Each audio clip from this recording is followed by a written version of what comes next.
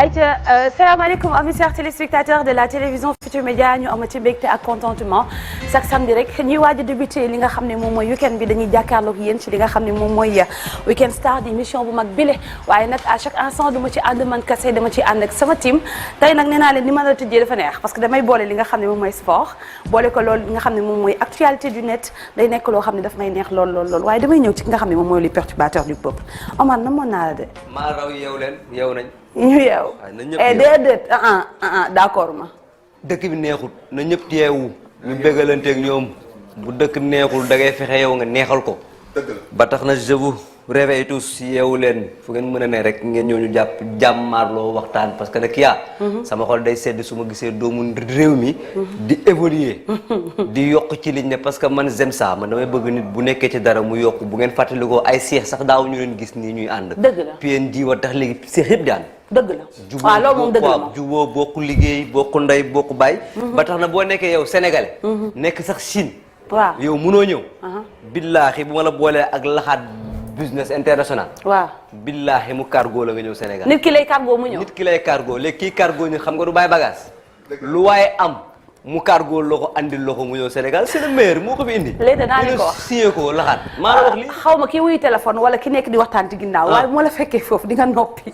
en tout cas daal lu waay waxadi bu gisee nen ni neneng te boobu bu la leeree ni neneng yomb na boo defee 77 544 64 04 laxaat rek ngay jot mu kaar góor dama ko bëgg c'est le meilleur maa ngi nuyu les sénégalais ki sama yaay bi ma yeewoo dafa ne ma Omar ma ne ko naam mu ne ma ngala waxal loo xam defal loo xam boo tëddee nelaw ma ne ko yaay musuma biddanti heure ma tëddee damay nelaw waaye nag sa problème sa yaay li mu la wax loola doo def loo xam doo wax loo xam boo tëddee doo nelaw moom defoo ko aujourd'hui dinañu régaler nag ci wàllu sport parce que damaa indi utile ak lu agréable damaa jëli ji lu keneen moom ak li nu moom muy football keneen a ko moom moomuñu ko ñun nag li nu moom mooy làmb am na lu ay waxtaan yu am solo yu ci am pour ay soppeeku yu bees je pense que ni yëpp nañu mbër yëpp pour ñu toog waxtaan ak seen ay supporters bu ci kanamee tuuti incha allahu rabbi dinañ ci ànd ak waa régie ànd ci ak yéen ñu bégalante ci ak yéen bëgg a xool rek naka la ñu koy ñokmante mu gën a baax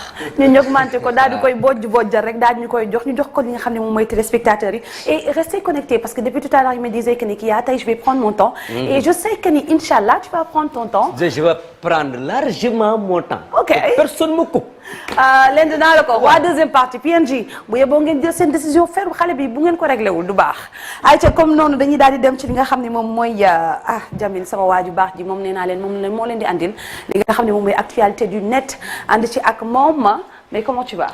mais je vais bien soxna Kia. Voilà du bleu sur du noir.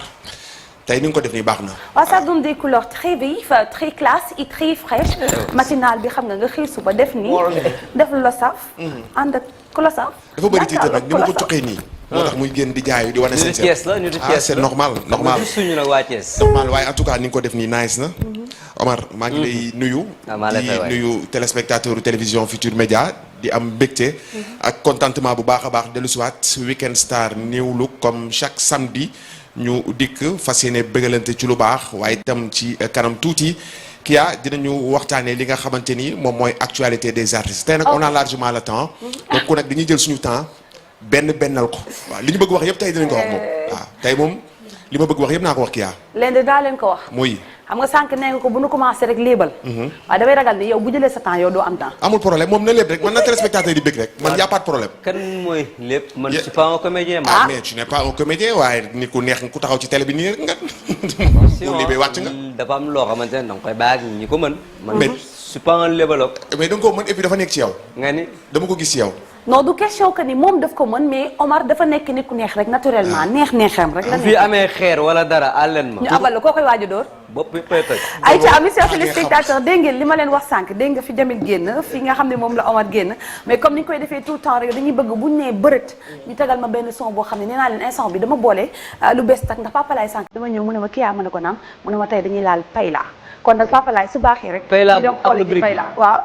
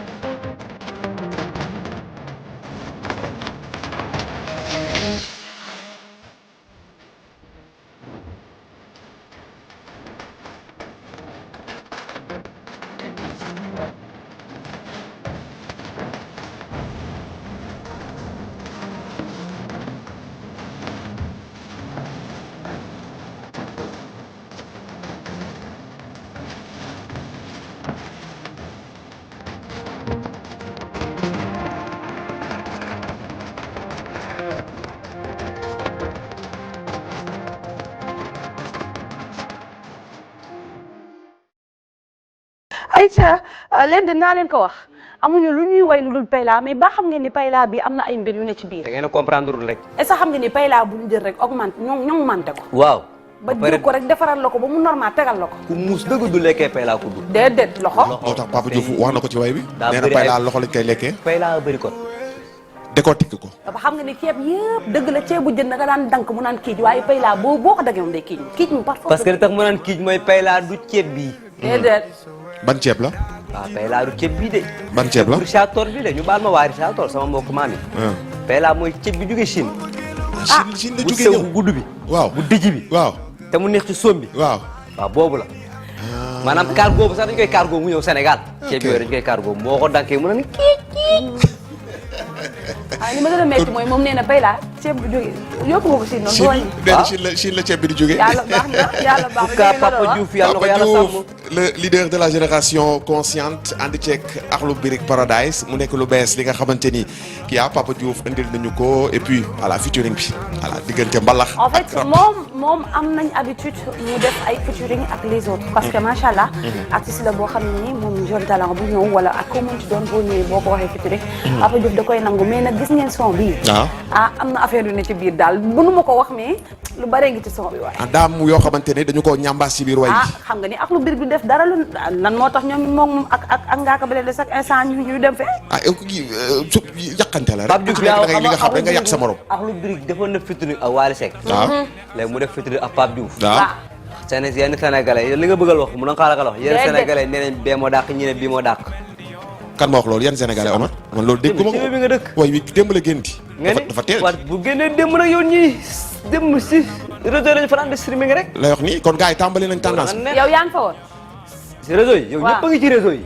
ok ñëpp a ngi fa. mais man li ngay wax nii man ba dama pare ko gisul Pape Omar Diouf nii dafa pare nii dëggal na boppam pour moo Wally ñu diwoo.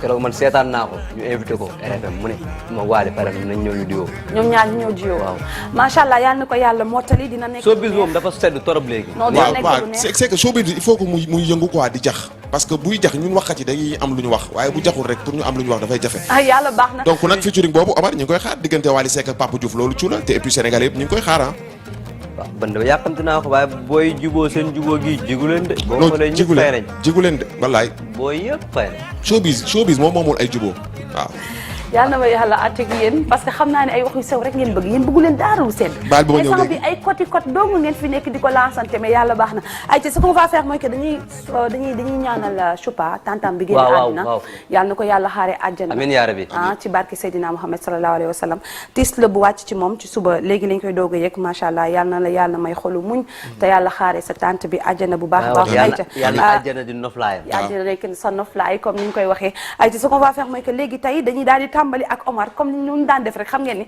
dañ daan tàmbali ak ki nga xam ne moom mooy Jamil mais vu que tey il est un peu en retard dafa feeñu rek mais dafa ñëw en retard yàlla baax na ay ci Omar ñu ñëw ak yow ak li nga xam ne moom mooy sport bu dee man ngay tàmbalee dina ma neex lool ndax ci li ñu ubbee mooy wàllu sport. ginnaaw ñun bu suñu réew mi nga xam ne mooy Sénégal demee Coupe d'Afrique. indil ñu suñu 2e étoile ci maillot bi. ñu ngi ci am mbégte à chaque fois heure bu ñu yeewoo suñu xol di ci gën a sedd ci noonu. dañoo indi coupe bi. biñ ko ubbee indee ñu boole ci ñi nga xamante ne nii ci liñ ne nattu la. et que il n'est pas dit que ñun ñoo baax ñoom ñoo bon muy les détenus. dañ leen a yóbbul coupe bi ci prison bu Rebeuss boo xoolee mi ngi noonu ci image yi. ñu kontaan ci lool jël coupe bi di raay ak di fóon di xëcc di ñor di. lii nag day wane ni coupe baa nga Sénégal waa Maroc jàpp ni dinañ ko récupérer indil leen ko ngeen gën a muñ te xam ne coupe bi jël nañ ko yóbbu ko. ba pare dugg na Rebeuss. waaw yóbbu nañ ko au fin fond du pays. jox ko waa réew mi.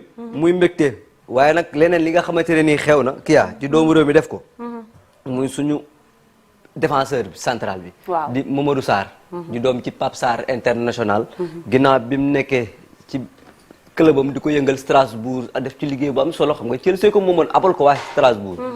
mu ñëw ñu satagal ko defal ko lépp Chelsea nag du koy récupérer jox leen mu sama yëf. da koo jëlaat. waaw ndax booy bi ci performance yi mu nekk ak yooyu. ba mu demee Chelsea tamit dalal nañ ko. tatagal ko yëkkati ko kawel ko wan ko yow sénégalais nga. et on t'aime fort. kooku sénégalais la. beneen sénégalais ñaancoo. waaw mi ngi noonu beneen sénégalais bi nga xamante ni mooy ñaancoo national Sadio Mané. ku ne xam na ni bi Coupe d'Afrique bi tàmbalee. Al Nassr dafa nekkoon ci ay tolof-tolof. mais retouru Sadio Mané bi indi na ouf de soulagement. ci Al Nassr. parce que boo seetloo seen match bi mujj daa metti woon lool. mais mu góorgóorlu ba penalty am mu jël ko duggal ko. looloo permettre Al Nassr ci boppam. daal di gagné match boobu kon nag mën nañu ne fi mu ne nii ci kanamu Cristiano Ronaldo Sadio Mané moom mooy espoiru Al Nassr. waaw parce que keroog maa ngi gis ni. pare nañ di dem public bi di yuuxu turam à un tel point ba nit ñi dañoo bëgg dañoo kontaan keroog trop sax. yaakaar naa ni loolu mbégte la doon rek ci suñu xol yi parce que yow bu ñu gisee suñu yenn joueurs yi. di def liggéey bu am solo bii ci wàllu football. dañ ciy kontaan parce que bu ñu la waxee fi Sadio Mané jugee. ak fi mu yegg si. exactement xam nga ni Bambali du fii. de Bambali à Al Nassr. waaw Bambali bokkul ci yu bari ci Sénégal. keneen ki nga xamante ne bokkul na ci te Omar balaa ngay jàll foofu xam nga lan moo ko may loolu. waaw motivation. xam li nga bëgg. et puis xam fi nga bëgg àgg. moo tax à chaque fois damay faral di wax naan gis nga métier boo ci nekkee yow mi ci nekk da nga koo war a tarbiyu et puis nga am vision ci li ngay def dis boo ko amee rek di nga mën a atteindre ses objectifs. tey Sadio Mané li mu am ci football lépp li ko may mooy respect.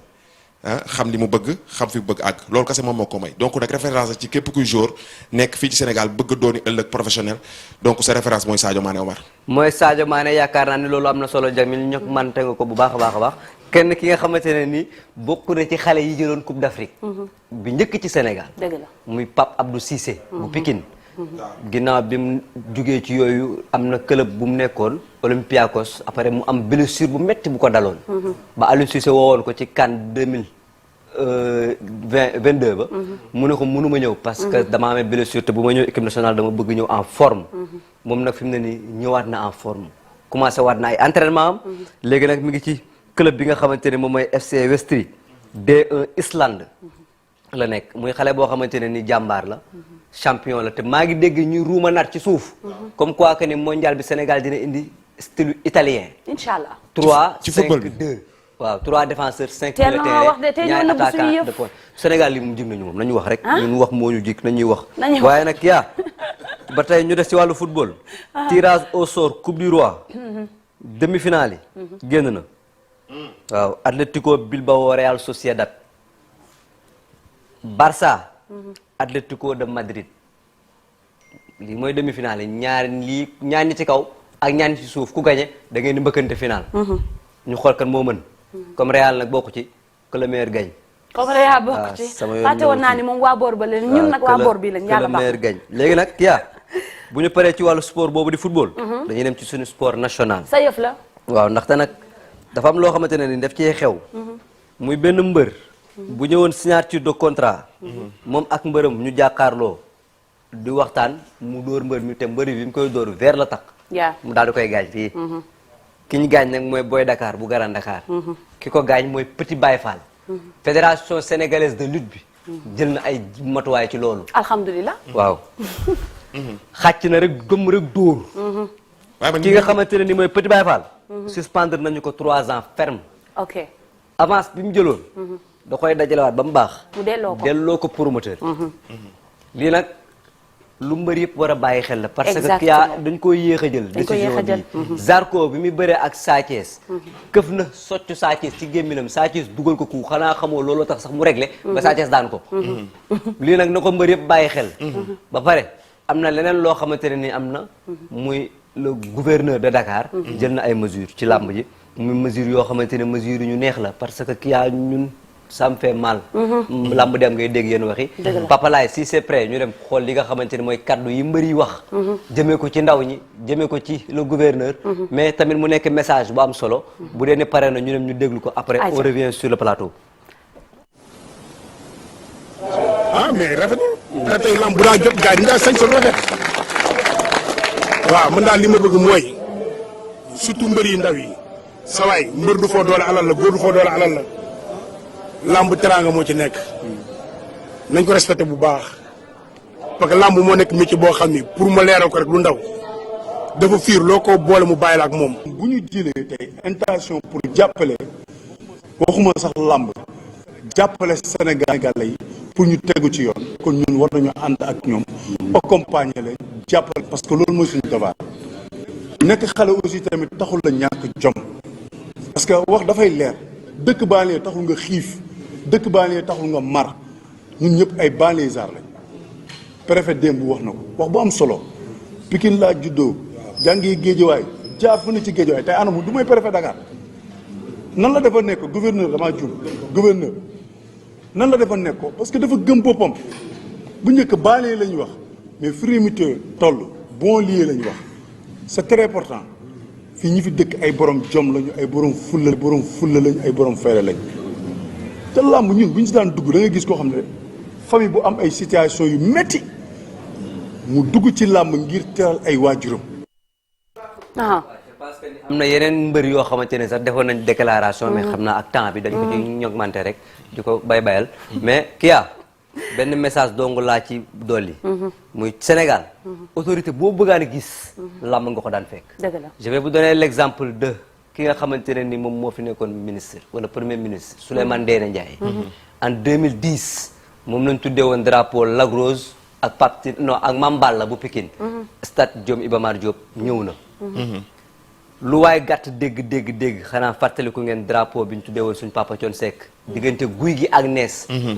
ci jour boobu noonu l'incontournable la star planétaire. mi ngi woon ci grand yi toog muy suñu papa Youssou Ndour.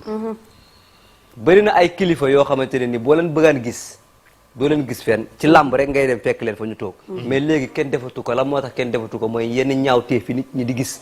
à travers les réseaux à travers nga taxaw sa balcon di gis ay ndaw yoo xamante ne ni ils sont pas conscients du tout. di nekk ci naka su dul noonu. te loolu nag am na ay ndigal yu ci génn parce que nee nañu la. oto bu ñëw stade oto bu mu mën a doon bu amee ñu toog ci kaw que ça soit benn ñaar ba ñett. oto boobu noonu du dem. déjà dinañ nangu permis bi. nangu lépp yóbbu ko oto boobu borom sax da ko fay far ñàkkaale. muy lu ñu kontaan nag parce que déjà insécurité la. mbër mi ñëwee sat ay supporters am nañ ko jiitu nañ dem. mbër mi moom jaratul convoi. ku am mbooloo xam nañ ko amut mbooloo xam nañu mbër mi dina ñëw ànd ak ñaar ba ñetti oto. ñëw dugg ndànk ci biir stade bi def li muy def parce que suñu sport national la yàgg nañ ñu xas ñu ni.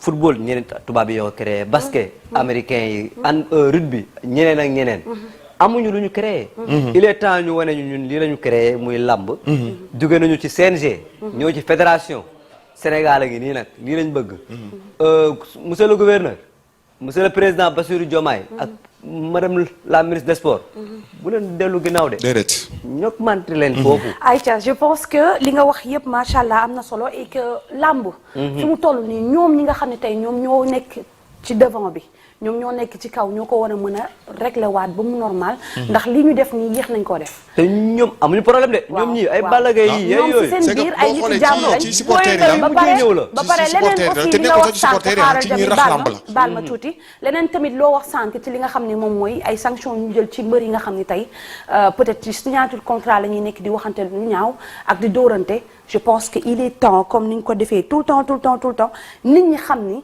làmb du xeex làmb du xuloo làmb foo la parce que bu ñu nee làmb ci wolof du foo da ngay lamb rek. da ngay lamb rek ba daj beneen bi ci topp mooy aussi nañu bàyyi xel que ni man mii bëgg naa di dem lamb bëgg naa di dem seetaani stade mënu ma ko parce que insécurité bi fa nekk moom moo tax. léegi nag ñëwal waaw kon nag bëgg naa lool ci li ñu andil tey. ba pare le gouverneur am na yu mu bañ. naa ko wax booy. Zembere la waaw ak yenn kaddu yi bëri di faral di bëgg naa ci sànni kaddu bu fekkee temps bi may nañu ko ak yenn kaddu yi nga xamante ni booy yi ñu ngi koy yëkkati ak mbër yi ci boppam ci seen signature contrat parce que nekk na ay wax yoo xamante ni dafay influencer jeunesse bi làmb facteur de développement la tey ku ci nekk yaa ngi ciy gis sa bopp donc ñi ci bokkul bu ñu yàq làmb parce que boo xoolee jotaay bi ñu toog barki démb muy ñoom Balla Gaye ñoom Boy Niang et consort li ñu toog mooy ngir defar làmb donc ñi ci bokkul bu ñu yàqal ci ñi nga xamante ni seen gagne-pain la et puis ñi ngi ci am lu ne guy gi dafa wax bu am solo nee na làmb ci la am kër làmb ci la takk jabar li mu am yëpp làmb moom moo ko may kon nag ngalawaay na gars yi bàyyiwaat li nga xamante ni moom moo di symbole yi bàyyi violence bi pour ñi nga xamante ni daawuñu seetaan làmb ñoom itam ñu mën a dem suivre li nga xamante ni mooy suñu culture sa temps dañ koy dagg parce que li nga jël ci temps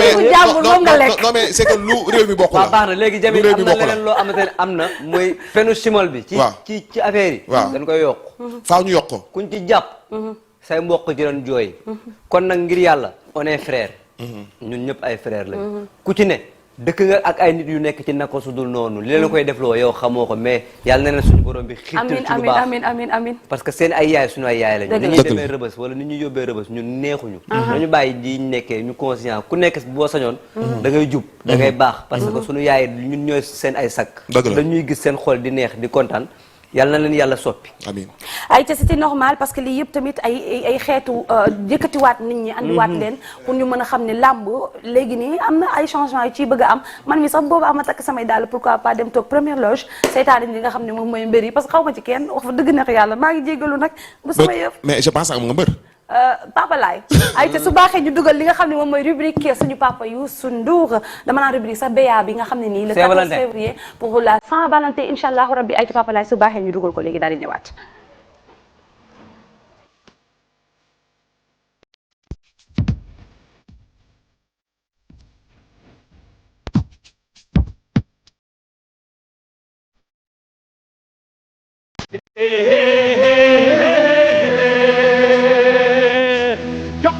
sama xol melaw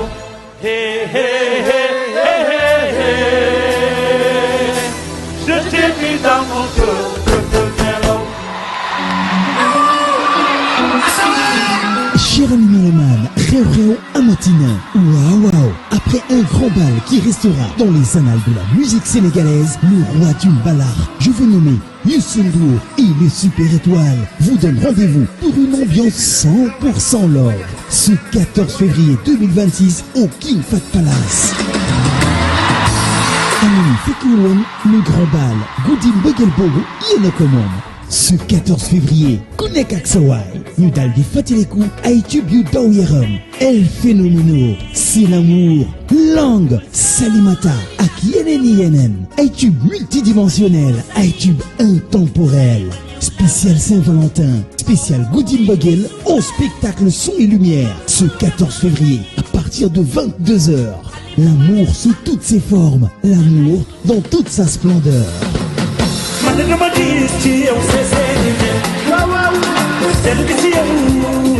Entrée unique 25 000 francs, couple 50 000 francs. Infoline et réservation au 33 869 91 85 76 673 20 20 77 627 41 41.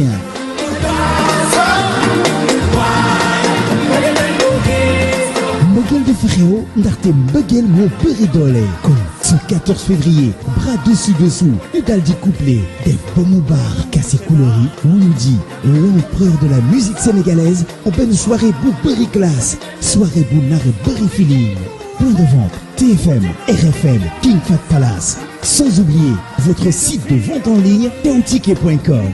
Le rendez-vous est pris ce 14 février au King Fahd Palace en compagnie de Youssou Ndour et du Super Étoile pour une soirée Saint-Valentin. Guddi gu nar a neex, guddi mbëggeel, guddi élégance.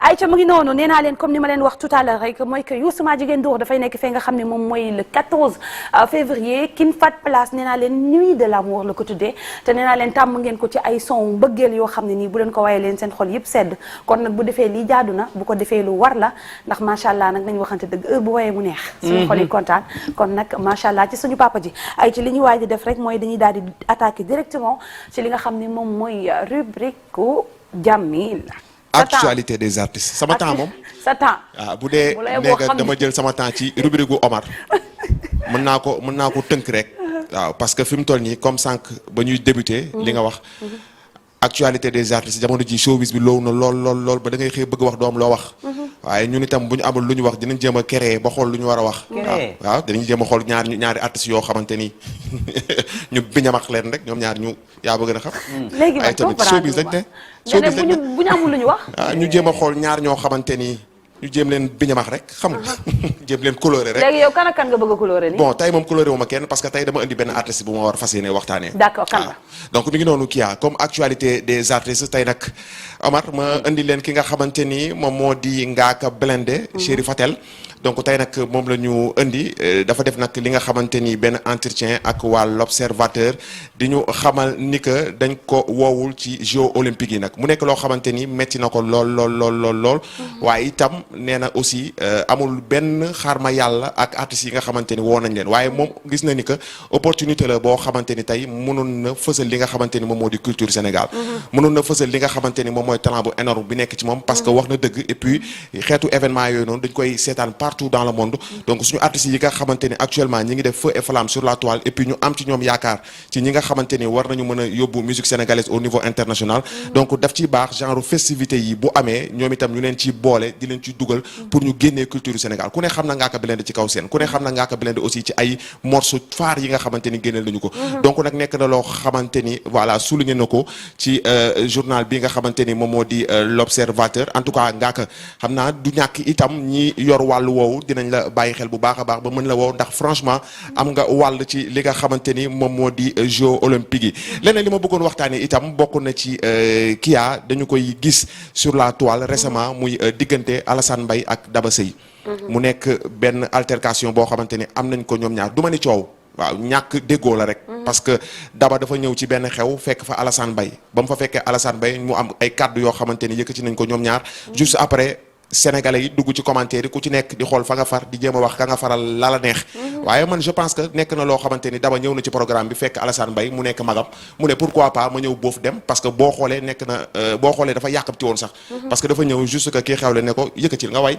moom tamit mu ñëw fekk fa Alassane Mbaye jàpp ni magam la donc war na mën a ñëw boofu ak moom waaye doo ak moom après par la suite mu dem donc nag noonu la demee mais noonu la demee man dama jàpp ni diggante mag ak rakk la parce que ku seetaan vidéo yi xam nga ni coow amu fa xuloo amu fa waxal ak tontu ci su ma la fekkee fii dama la war a bàyyi nga continuer ndax diw moo ma invité dama def rek ni ma war bàyyi ma dem bàyyi la coow amu fa amul coow waaw amul coow yenn jaxasekat yi rek ñoo nekk ci internet bi di jéem a xool ko lañ ko ñu faral parce que loolu yàgg na Sénégal dañuy gis lu ndaw loo xamante ni dañ koy jël yëkkati ko ci kaw alors que man lii sama problème mooy bu ñu gisee lu baax duñ koy fësal man je sais pas pourquoi xaw ma fan la état d'esprit sénégalais yi toll actuellement de telle sorte que ci am na ñenn ñoo xamante ni du ma ni ñëpp am na ñenn ñoo xamante ni tey bu ñu gisee lu baax duñ ci appuyer mais bu ñu gisee tey Jamil songu Omar wala Jamil songu Kia ñu xëy sur la toile mu nekk actualité ku ci nekk di ci bind wax di ci sànni sa grain de sel am na ku ma ci wax léegi nee na ma sénégalais dafa mel ni ñoom coow ak ay wax yu sew daf leen di dundal si daf ñuy dundal moom daf ñuy dundal de te y a plein de choses yi nga xamante ni tey Jamil waaw tuuti ci affaire bi Daba Seye nit la boo xamante ne nii artistiquement parlant elle est respectée Séri Mor Mbaye exactement Mor Mané Séri Mor Mané yàlla na ko yàlla sàmm yàlla kattanal ko waaye suñu papa ji nga xamante ne nii moom mooy suñu papa Alassane Mbaye doga faali maa wa coor kumba sama yaay jaloor dogo mi ci mbelgoor waaw tubarkalla ndaanaan la de parce que nag ay duo daje ndaanaan nii lay mel te yàgg nañ ko gis boo ko comprendreul yow da ngay jaxase wala nga seetaane et je pense aussi que ni c'est la première fois sax ñuy dégg Alassane Mbaye ci ay wax parce que ku ko xam-xam ni képp koo xam ne griot nga nekk Sénégal boole na leen defal na leen teranga benn sorte bi nga xam ne nii ñëpp dañ ko respecté dañ ko jox cër kon je pense pas que ni lii c'est quelque chose boo xam ne nii tey Sénégalais yi war nañ ci sax attardé wu parce que je me dis que ñaari ndaanaan yu daje la ñaar ñu mën a woy lañ te tamit ñu waxante dëgg Alassane Mbaye moo yar Daba Seye dëgg la te nag ñaari kuy sax duñ bokk ñaari kuy balka te mag ak rakk la mag ak rakk la donc c'est juste que Daba jàpp ne dafa fekk magam ci géew mu ñëw siif ak moom waaye ndoog moom te ñaari ndaaraan dëgg balaa nga koo xam ñu daje ci géew waaye nag suñ papa Alassane Mbaye li yàgg naa ak moom de dem fenn nii mu def tole réew mi di ko waxtaane da ngeen a fàtte digganteem ak suñ papa ki nga xamante ne moom moo fi jóge baal nettali yi barke non du net lu am la maanaam sag la loolu waaw demal ku ne xam na ki nga xamante ne ni moom suñu papa Doudou Yakati bi dëkkoon Grand Dakar nekkoon suñu sac nekkoon suñu fierté tase naag sama papa Alassane Mbaye ci TFM fii face à face Ama Baldé ak Ama Neex loolu fàtte xaju fi dëgg la waaw mu mënul koy ñàkk Sénégal yëpp di ko waxtaane mënul ndaanaan la ay dajab ndaanaan mooy mel nii mënul ñàkk waaw te ay ndaanaan buñ dajee faaw coow am weñ bu daal ci wañ la rek coow lay bëri waaw mi ngi noonu kii vu que temps bi bëriwul jël naa ci temps wu Omar donc loolu laa la indiloon comme actualité des artistes di nuyoo nag suma xarit suma frère Ousmane Abdallah Ousmane Nimz Nimaga mi ngi toog ak yaayam actuellement du ñu seetaan Nimz Nimaga waaw kooku suma xarit la borom inédit 221 maa ngi koy nuyu xanaa ninja la non Nimz Nimaga kan moo tudd kooku Nimz waaw sama xarit bi yow xamoo Nimz waaw mais ku ko tuddee Nimz Nimaga waaw moo ko tuddee boppam nekkul ci ay kayitam waaw nekkul ci ay kayitam waaye moom noonu la sentir tuddee ko boppam donc maa ngi koy nuyu di nuyu itam Shams Barber voilà ñu ngi koy siyaar bu baax a baax ki yaa rek may parce que bee passé xam nga bëggoon naa ko biñamaax waaye tàggoo samedi passé ak tàggoo tey laay boole dugal ko ci saako rek jaga lu bari nga war a changer ci kaw plateau bi mi ngi noonu Cheikh Moustapha Dia moom itam maa ngi koy nuyu maa ngi ko fekkoon dëkk bu ñu naan Daaru Salaam nekk nit ku baax nit ku bari valeur ñu ngi koy siyaar bu baax a baax Cheikh Moustapha di kontaan ci yow bu wér a wér kii ayca bëgg naa ci yow bu baax a baax et pour les tickets de li nga xam ne moom mooy le 14 bu yeboo ngeen daw ñëw cosaan ndax tonto Jean am na ko fi mu ne commencé nañ koo jaay aca don mu ngi noonu ayca les tickets mu ngi noonu incha allahu rabbi le 14 février la fa li nga xam ne moom mooy Kit Fat Palace on a des tickets de 25 000 bu fekkee couple la c'est 50 000 nga daal di def sa dune bu ne muut bu la neexee aussi nga daal di scanner da xool daal fa tickets yi toll rek leen moom xam naa pour ñi nga xamante ne ni amuñu ku ñu couple waaw bu dee góor nga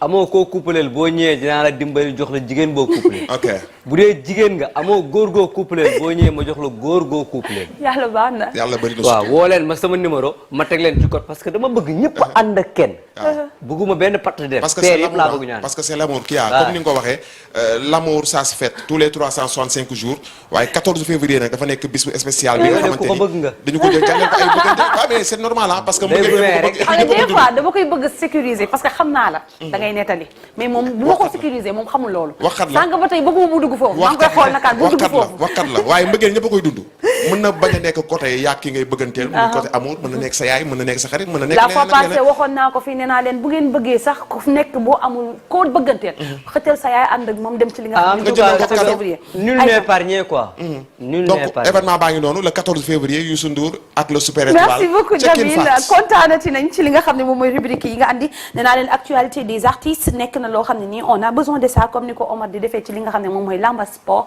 di football incha allah dañ ciy gën di continuer léegi ce qu'on va faire mooy dañuy dugal BA bi nga xam ne nii mooy bande annonce invité d'honneur ñu ànd ceeg suñu papa suñu xarit Alioune Mbaye Nder incha allah tey la nar a am bu neexee yàlla après journal ñu dem seeti ko daal di ñëwaat léegi. gaalo ko bëgg waaye nee naa la nangul ko moom moo am unanimité ci li nga xam ne moom moo di wàllu musique mooy ñépp nangul ko ay peeram mën li muy def neex baat waaye nekk artiste de renom.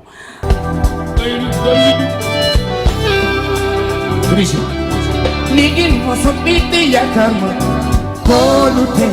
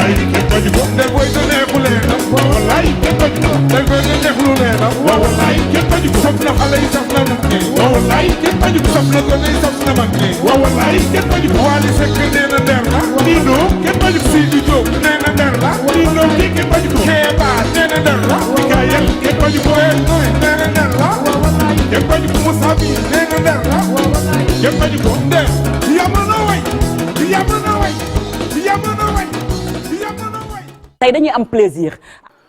leen de dinaa leen ko wax lu nar a neex ak noonu ay ci tey bu leen ko kenn nettali invité d'honneur appelé le journal de JT nee naa leen dina neex loolu daw leen parce que ku gis Alioune Mbaye Nder tourné ak yem ci suñu papa Salam Diallo kon xam nga ne invité d'honneur tey du nekk lu ndaw lu rëy la nar a doon kon kontaan nañ ñu ànd ceeg suñu yaay suñu xarit Kebs Thiam waaye li ñuy def rek mooy dañuy daal di ñëw directement ma nuyu sama waa ji Anta. La belle Kia. mais tey t'es très belle comme d'habitude. Comme toi. ba pare tey da nga def say verre de marque daal waaw ba pare nee na ma sànq Kia détail bi laa bëgg mu génn sama xol bi daal seet na ci yow. truc yi da ciy baax muy génn.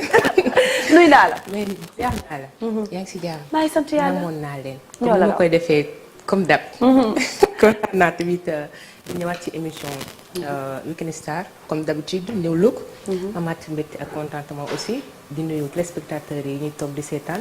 tey nag xam naa pour gagner du temps Kia. damay bàyyi rek sama invité bi nga xamante ni kenn dootu ko naatable ci wàllu culture lébu. su ma nee culture lébu nag Gumbe Ndaw Rabine dama koy bàyyi mu nuyoo. muy Mandiaye. waa salaam maa ngi nuyu ñëpp di ziar kër gi nga xam ne fi lañ ne muy Futurs Médias di leen béggewaat bu baax. di nuyu techniciens yëpp di la nuyu Anta. di nuyu tamit suñu xarit vraiment macha allah. di amaat contentement bu baax a baax pour ñëw fii. pour wax li nga xam ne moom mooy suñu cosaani lébu di culture. voilà. macha allah Mandiaye ñu ngi lay delloo ziar bu baax a baax mais Anta comme d'habitude rek nee naa leen bu li nga xam ne moom mooy culture ñëwee fan yi day dem jëli li nga xam ne moom mooy rubrique bi. andil ma ko ci plateau bi sama xol bi sedd waaye nag tey li nga andi dafa neex parce que nee naa leen man 200% de pël la mais 90% de lébu dama yokk 10. damaa yokk 10 moo tax tey sa rubrique daf may neex lool Anta ay ci ñu dem. kii yaa xam ni lébu nga moo tax tey ji ma andil la Mandiaye Seck. en attendant dama koy bàyyi mu nuyoo lébu rek parce que lébu moom lu muy dugg lu nekk day am tàggatoo. waaw boo ma nee ma nuyoo lébu damay nuyoo lébu di encore une fois di am fierté bu baax a baax di nuyu caare jéeg gi mu jóge caare sur mer ndax lébu comme niñ koy waxee rek jom ci ñoom la fekke baax. dëgg la. jom ci ñoom la fekkee baax maa ngi nii taxaw. waaw borom fukki penc ak ñaari lébu ndooy maari borom ndooy may xaraak baay biram ndooy waaye am na way boo xamante ni moom la ñuy faral di tijjee. muy simlaay ñoo ngi door. waaw bu ñuy way Ndaw Rabine parce que Ndaw Rabine dafa am Gumbe am. mais am na way bi nga xam ne moom la ñuy njëkk a commencé. mu doon simlaay ñoo ngi door tàggu maam yàlla ji. yëkkati ñu dem. simlaay ñoo ngi door. tàggumam yàlla gi simlaay ñoo ngi door tàggumam yàlla gi simlaay ñoo ngi door tàggumam yàlla gi Lébu Ndooy maari maram ndooy burum fukki pinkik ñaari maya xarak baay biram ndooy maya balak baay biram ndooy ngiñ sa kunun ngiñ sa mbaaw ñañ sa ñaan ci may lébu xooya mbay demba jërëm mbay dembaay lati may demba xooy ci lébu borom fukki penceek ñaari simlaay ñu ngi door tàgguma yàlla géey macha allah loolu la ñuy nuyoo maanaam noonu la ñuy tijjee ci biir lébu encore une fois waaw loolu la ñuy tijjee parce que tey Anta dañu andi culture bi nga xam ni moom mooy lébu bu nu fàtte ni am ay séeréer am joola am lépp noonu la ñu amee lébu tey sa rubrique lan ak lan kii ni ma ko defee ci lébu bi incha allah rabbi noonu laa koy defee ci joola bi def ko ci séeréer bi def ko ci kii nga xam ñoo nekk Sénégal yëpp incha allah mais Mandiaye ku ne gis nañ da nga basé wu ci Gumbe ak Ndaw Rabine lan moo waral yéen lébu yi ngeen am culture boo xamante ni si boo leen di dem ci yenn cérémonie yi moom ngeen di faral di kii wooy muy Ndaw Rabine.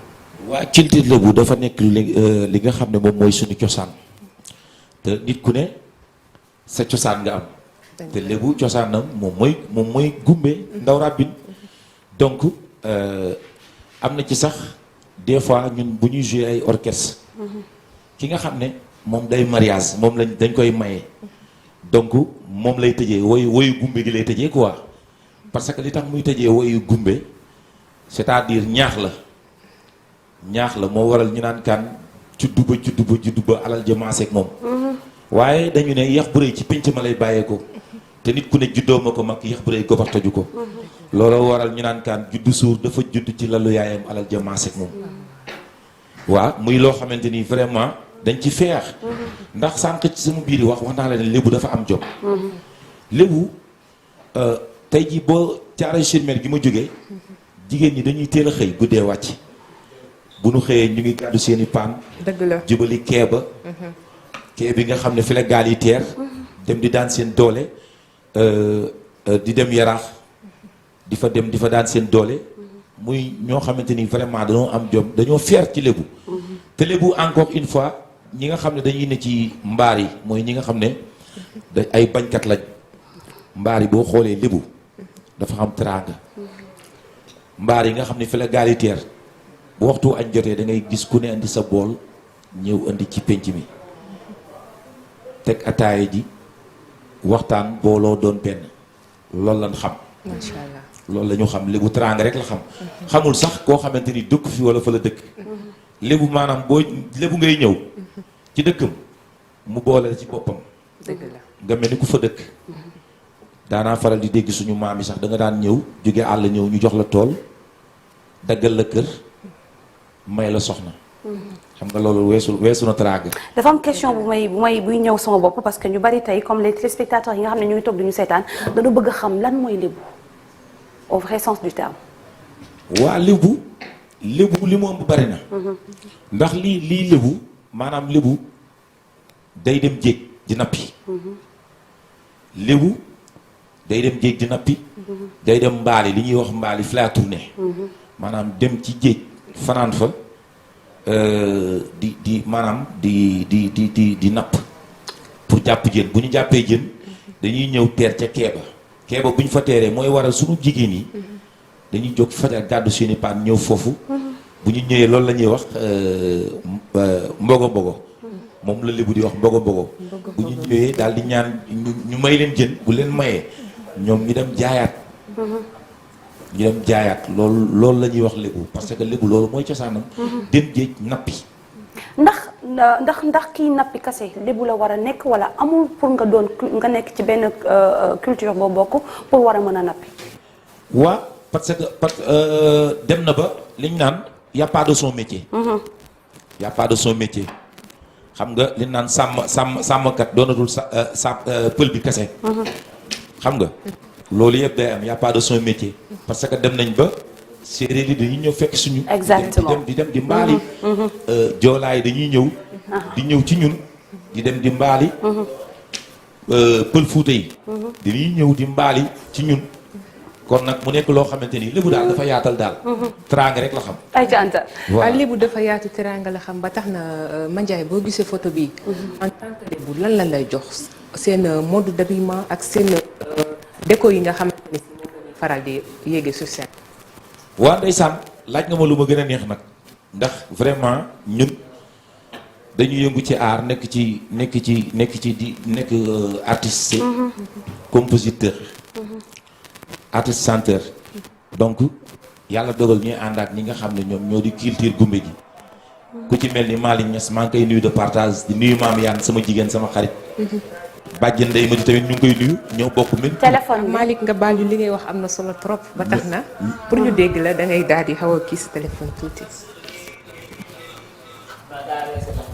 waa gaa yi ko seetaan waa ndeysaan comme encore une fois fi ma doon waxee maanaam du ñu de partage Malick Niass mu nekk ko am jom fu ne lay fecc fu ne lay yëkkatee culture gumbe fu ne dafay def di fa représenté boo xoolee ci làmb yi di ngeen gis groupe boo xamante ni dañuy ñëw di gumbe ci làmb yi lu bari moom Malick Niass la mu nekk koo xamante ni vraiment moom it mu ngi bay waaram ci lébu te lii boo gisee image bii nga gis sañse yi ni ñu soloo maanaam dafay ñaax ci jamonoy tey jigéen ñi tey ni ñuy solo ni ñuy comporté woo parce que nekk artiste tamit taxul nga terewul nga xam sa bopp.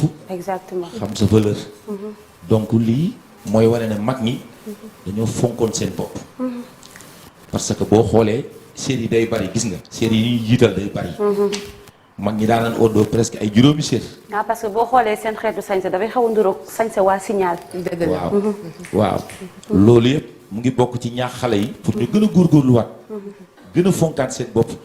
gën a am éducation parce que nekk artiste réew laa xam sa bopp. dëgg la voilà dëgg la waaw Malick des fois tamit dañuy gis ci rawante gaal yi li nga xam ne moo di raw rabin ñoom dañ leen di gunge ñu bëggoon xam loolu lan moo ko waral.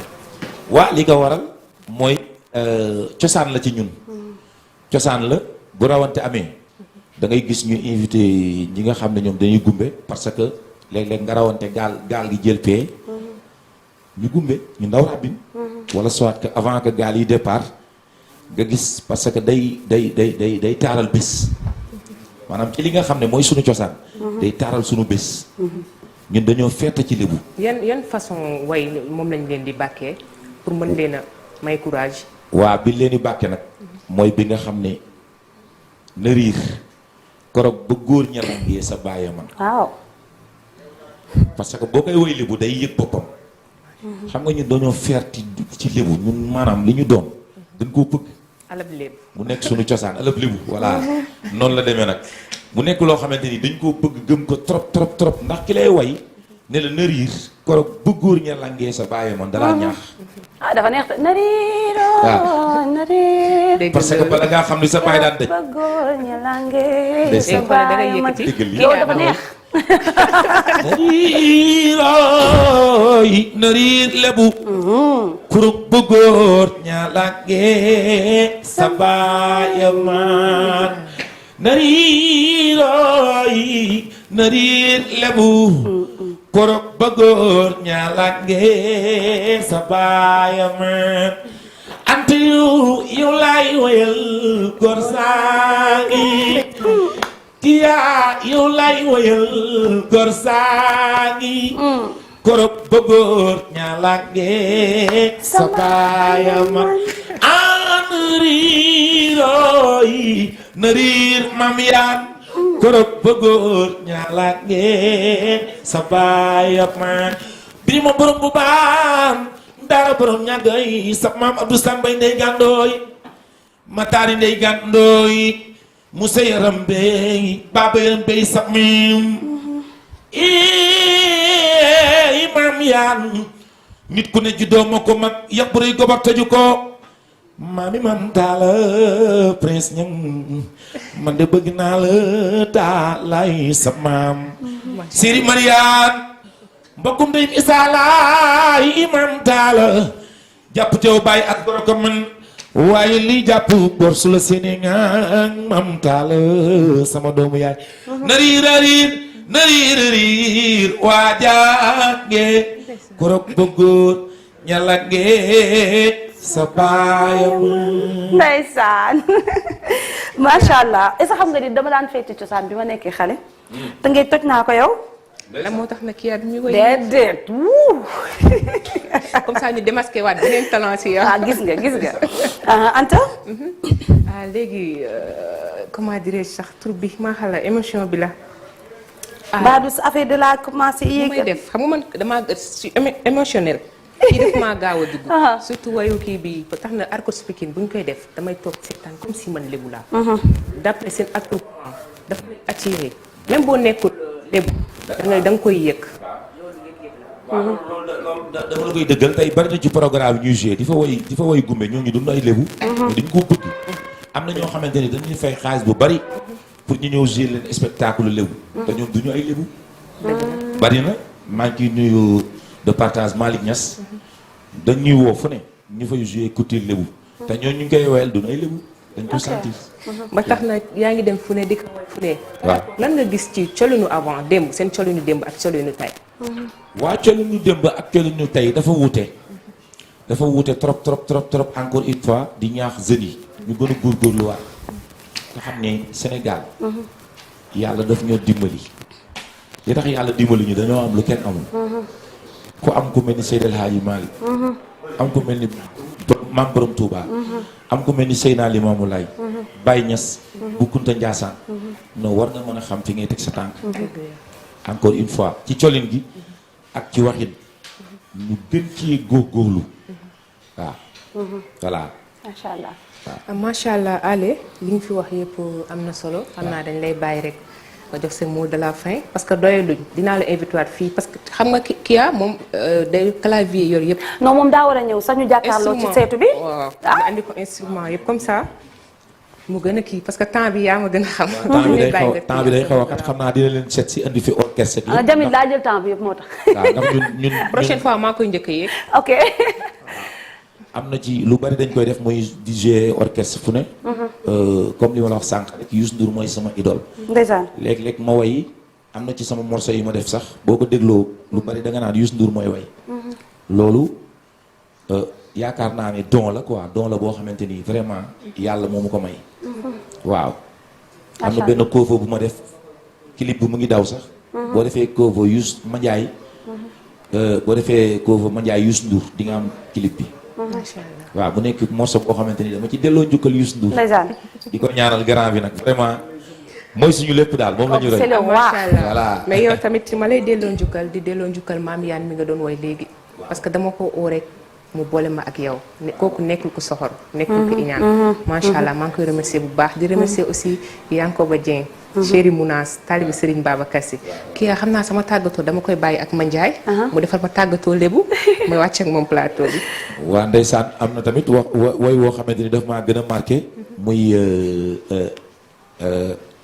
way bi nga xam ne moom mooy wayu gumbe gi. juddu suur dafa juddu ci lalu yaayam alal jamaaseeg moom. moo waral ñu naan juddu ba alal jamaaseeg moom. mooy morceau bi nga xam ne dama koy faral di way ci orchestre mu neex lool. juddu suur dafa juddu ci lalu yaayam alal jamaaseeg moom.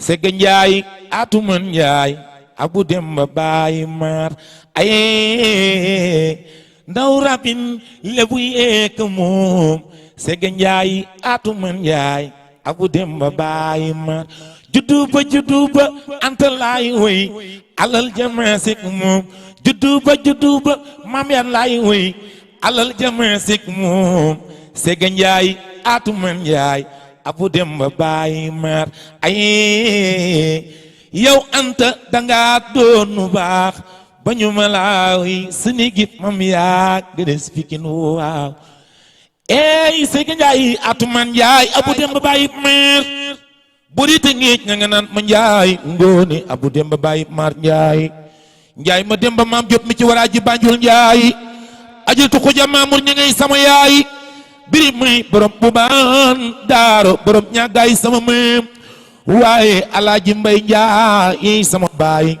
Njaay ma Demba maam jot mi ci waraaju Banjul Njaay si de bu ñàkkul meew be sama baay yow jàppuloo yow bàyyiwuloo yaay te dénk jàppuloo bàyyiwuloo yow dégguloo yow bàyyiwuloo te dénk jàppuloo bàyyiwuloo anta ni nga jàppoon ba mel nii yow anta bul ko bàyyi te jig na la bilaay yow jàppuloo yow bàyyiwuloo te dénk jàppuloo bàyyiwuloo. ay ca mu ngi noonu Anta ñu ngi lay jaajëfal ndax nee naa la saa boo andee rek xol yi day sedd tamit damay dugg Tëngéej daal di nuyu sama waa kër maam ndax nee naa leen fa laa juddoo nit ku nekk fa nga juddoo moom mooy sa fierté macha allah et yow tamit ñu lay jaajëfal bu baax a baax yàlla na yàlla wéeral baat bi. merci beaucoup te incha allah gëm naa ne di nga ñëw ñu jàkkaarloo ci seetu bi te lay gën a neex. andil ma lépp clavier gi yëpp mu ñëw toog bu ko defee jàkkaarloo. waaw ay Anta kontaan nañ bu baax a baax. Akia merci beaucoup. merci beaucoup à Mandiaye aussi sama invité bi. moom il est ponctuel. moom ma fi njëkk. macha allah bu ma ko rusa wax. waaw moo la ma oo ni ma maa ngi buntu. tey da nga tardé sax tey xaw nga tardé tuuti rek mais yàlla baax na xam naa préparation bi. di def nii waaye. Akia merci beaucoup. allez merci beaucoup Anta. aussi ñu toogoon di seetaan. di leen jox rendez-vous. samedi prochain incha allah ci yeneen rubrique. samedi prochain ñu ànd ceeg Anta ci li nga xam ne moom mooy culture comme d'habitude elle nous ramène que des bonnes choses macha allah. ay ci Papa Laye su baaxee dañuy dem xooli jiwaat li nga xam ne moom mooy invité d'honneur ñu daal di ñëw ci deuxième partie bi ak sama jumeau d'amour le Pi et le Ji.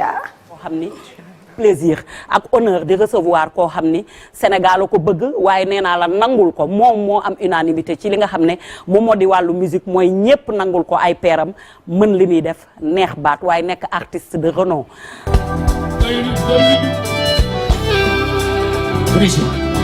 Nigin moso biti ya karma kolute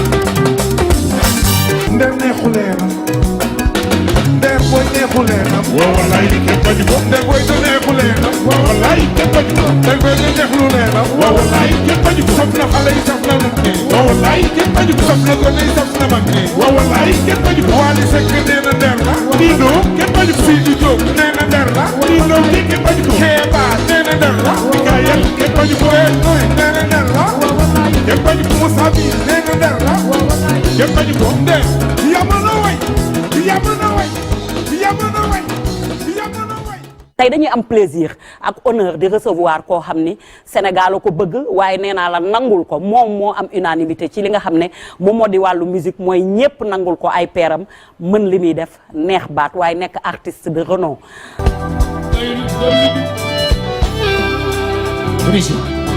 Nigin moso biti ya karma kolute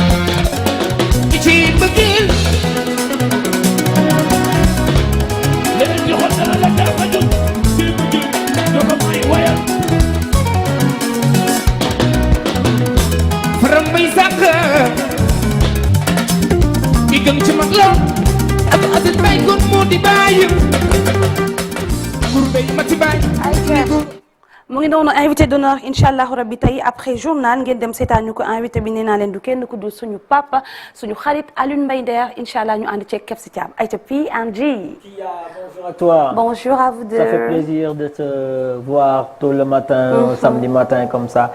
J'en suis sûr on va passer une très belle journée aujourd'hui. Inch'Allah. Super. C'est un plaisir toujours de te voir. Partager avec les artistes, les rubriques matinales et tout. Vraiment, je te félicite. C'est partagé. Vous savez que je vous adore quand même. Tu fais un excellent boulot. Merci beaucoup. Super. Jumeau J. Jumeau J. Ça c'est mon ami, mon frère. Le grand célibataire, nuyu naa la. Comment tu vas? T'as la forme. Artiste bi xamee wuñu quoi moo tax ma may leeral quoi comme ça mu xam kan mooy célibataire bi kan mooy marié bi. Ah ok. Ok. Loolu sa xalaat quoi noonu nga nuyoo tey. Voilà noonu laa la nuyoo. Mais sinon nice. Tranquille. Alors, comme vient de le dire mon jumeau à moi, c'est le P, c'est le J, c'est le P&G avec la diva bien sûr, on est là pour vous tenir en haleine, avec de la bonne musique bien sûr, des nouveautés, des hits, mais avec des artistes de renommée qui nous accompagnent dans Weekend Star. Weekend Star. Et tey nag dañu am rëy. Parce que d'habitude on voit que des rappeurs hommes.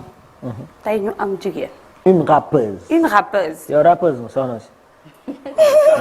soxna si rappeuse mu. jël micro bi.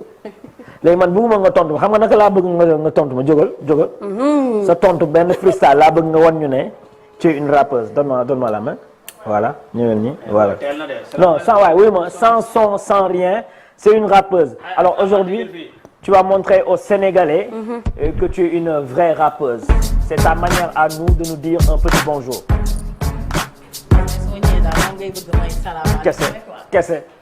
kese let's go. yokkal ñu son bi.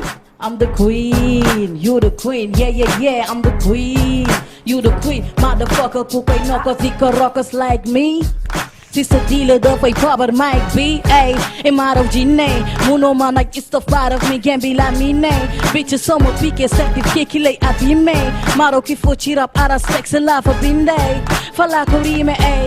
Malay disturb, just a TikTok piece pop, just some beats, Mikey got it, just a beat pop. Jiggy sit, ma wanda sama big drop, sama beat, sama like a nikuy deal crack. Dara do tout easy fee, gagné moma indie fee. Debi mingi debu ma de ha, c'est ni prestige. I'm the bad bitch, I got a bad speech.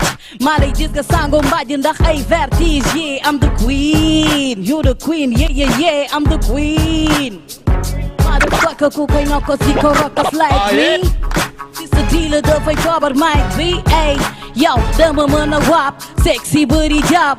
Ñu sans bépp bitch nigga bu may jéem a yàpp. Time ak flow bi yegsi na, dem leen toog xam seen place. Yaa ma story yi ma saaga face to face nga jënd glace. May seen benn kan may teg, yéen a golay rek teg. Jàppal ji bi bàyyi freeze sama projet te seen back. Ay, du ma tontay bullshit, ku ma naa def ni ma it. Góor ñi léegi comme ay kel, I'm gonna cut them fucking teeth, yeah. ah yeah. yéen ñaar yéen a may dugal ci lu ne. loolu yaa ko moom dafa lu la neex. non. ayca ban rappeur moo ko ñeme ban rappeuse moo ko ñeme. mu ngi nii ah. c'est l'invité du Week-end Star bien sûr de ce samedi 7 février mesdames et messieurs c'est à nous les PNJ à nous qui a bien sûr notre manière à nous de vous dire bonjour avec la star D-Freezy kontaan nañ si yow. yeah salaamaaleykum D-Freezy la number one lady from G-Way. Membre de G-Hip Hop et de G-Hip Hop. Ok. Qu'est-ce que tu as envie de dire aux téléspectateurs qui te regardent parce que ñëpp a ngi doon xaar émission matinale bi tey avec l'artiste. waaw di leen nuyu ku nekk parce que vraiment yow suba ndekki sa ndekki jàpp sa télé yombul. waaw nga jàpp ci chaîne bi gën ci chaîne yi. vraiment di leen remercier yéen. aussi li ma leen di wax rek mooy que ni D-Freezy génne na projet albumam di leen wax ngeen dem streamer. C'est un projet de 8 titres intitulé Motivation. Voilà. Machallah, je pense que ni dafay wane ni lépp lu góor mën jigéen mën na ko. Et c'est très rare de nos jours ñuy gis aussi ay rappeuses yu jigéen et lan moo tax nga choisir rap en tant que jigéen nga mënoon a dugg ci leneen ak leneen nga ne man dama des dara. waaw li tax ma choisir rap nekkul dafa ñëw rek ma ni genre rap laay def. dafa nekk loo xamante ni lu ma yàgg a dund la. parce que avant j'étais danseuse dama doon break dance. donc lépp ci culture hip hop la. donc voilà ak ñi ma doon fréquenter sama entourage et tout ma dem ba mu nekk ci lu bokk ci man quoi. ma commencé ko avancer si di ci dem ba instant bii. ok super man ji balaa ñuy gën a xuus si waxtaan bi comme que daf ñu indil benn affaire bu neex. bu bees tu vois dama bëggoon vraiment ñu wan ko téléspectateurs yi ñu gis ko. génne na clip bu bees y a même pas 2 jours donc intitulé Big Size. Big Size bi nag xaw ma nu mu demee noonu moom la fekk mu jël poids nii moo tax mu tuddee ko Big Size xaw ma. léegi dañuy seetaan clip bi et puis juste après on revient. ayca ñu dem te ñëw. Big Size.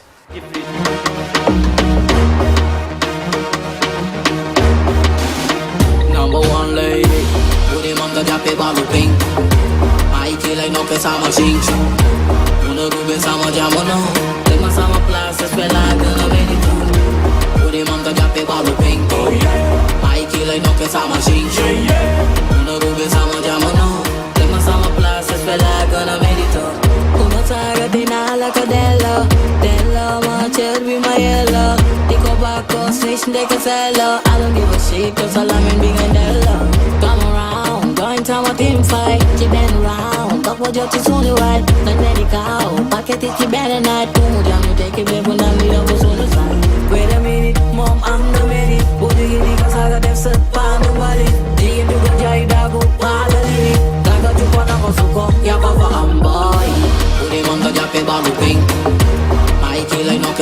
chinks. Una rubin sama jamono. Take my summer class, espera que la veritu. Ure manga jape balu ping. Mikey like no que sama chinks. Una rubin sama jamono. Take my summer class, espera que la veritu.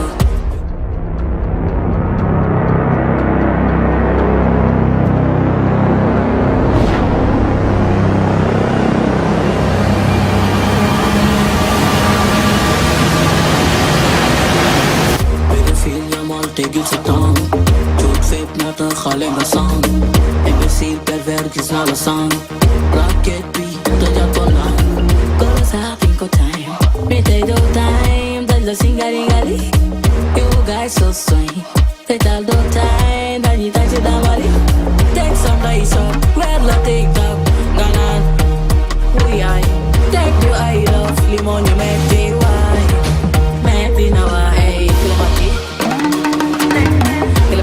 Clemati, big size, kuma wanna fun. Yata at mako yata kuma wanna fun. Hey, Clemati, big size, kuma wanna fun. Yata at mako yata kuma wanna fun. Hey, cause all I'm in big and love. Come around, join time a team fight. She been round, talk what you're too soon to ride. Like Nelly cow, packet it, she better not. Jam take it, baby, now me up on the side. Wait a minute, mom, I'm not ready. Who do you think I got them set by nobody? Jim, you can jai dago, pala lili. Daga chupata ko suko, yakava amboy. Ure manga jape balu ping. Mikey like no que sama chinks. Una rubin sama jamono. Take my summer class, espera que la veritu. Ure manga jape balu ping. Mikey like no que sama chinks. Una rubin sama jamono. Take my summer class, espera que la veritu.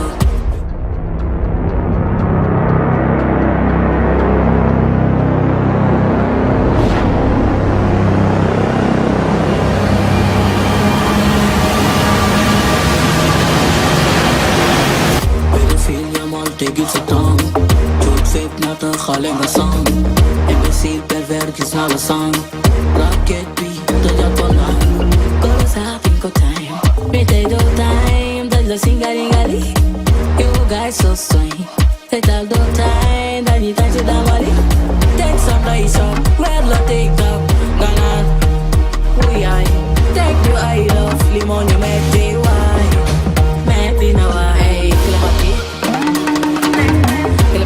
Clemati, big size, kuma wanna fun.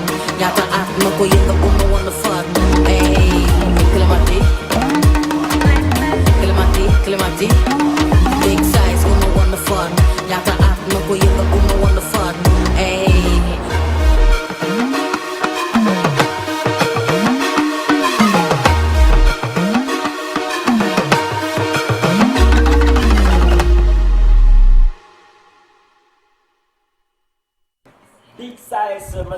Qu'est-ce que tu as envie de dire en regardant ce clip, en écoutant ce son? C'est juste magnifique ah gis nañu rythme bu mu indi am na afro am na dance am na mbalax am na y a du mélange quoi chapeau ah. mais man kii yow laay poser question Motivation album bu bees bi ban moo si ce son préféré si son xam nga ne lépp mën na ne la lay wax. waaw kon xam nga ni foofu laa jëm en plus ça sonne bien le fait que mu boole li nga xam ne moom mooy mbalax bi boole ko ak mbir mi macha allah daal on peut dire que ba pare clip bi dafa nice. waaw clip bi moom dope laa mën a wax. déjà ñu ñëw si album bi pourquoi le titre Motivation. Quel est le message que tu veux véhiculer à travers le new album? Bon, le mot motivation dafa nekk loo xamante ni dafa ëmb lépp lu nekk ci projet bi parce que projet bi li ci ëpp ay thématique la. ça parle de la vie de ñi nga xam ne ñu ngi ci géro bi ni ñuy dundee ça parle de muñ ça parle de hypocrite.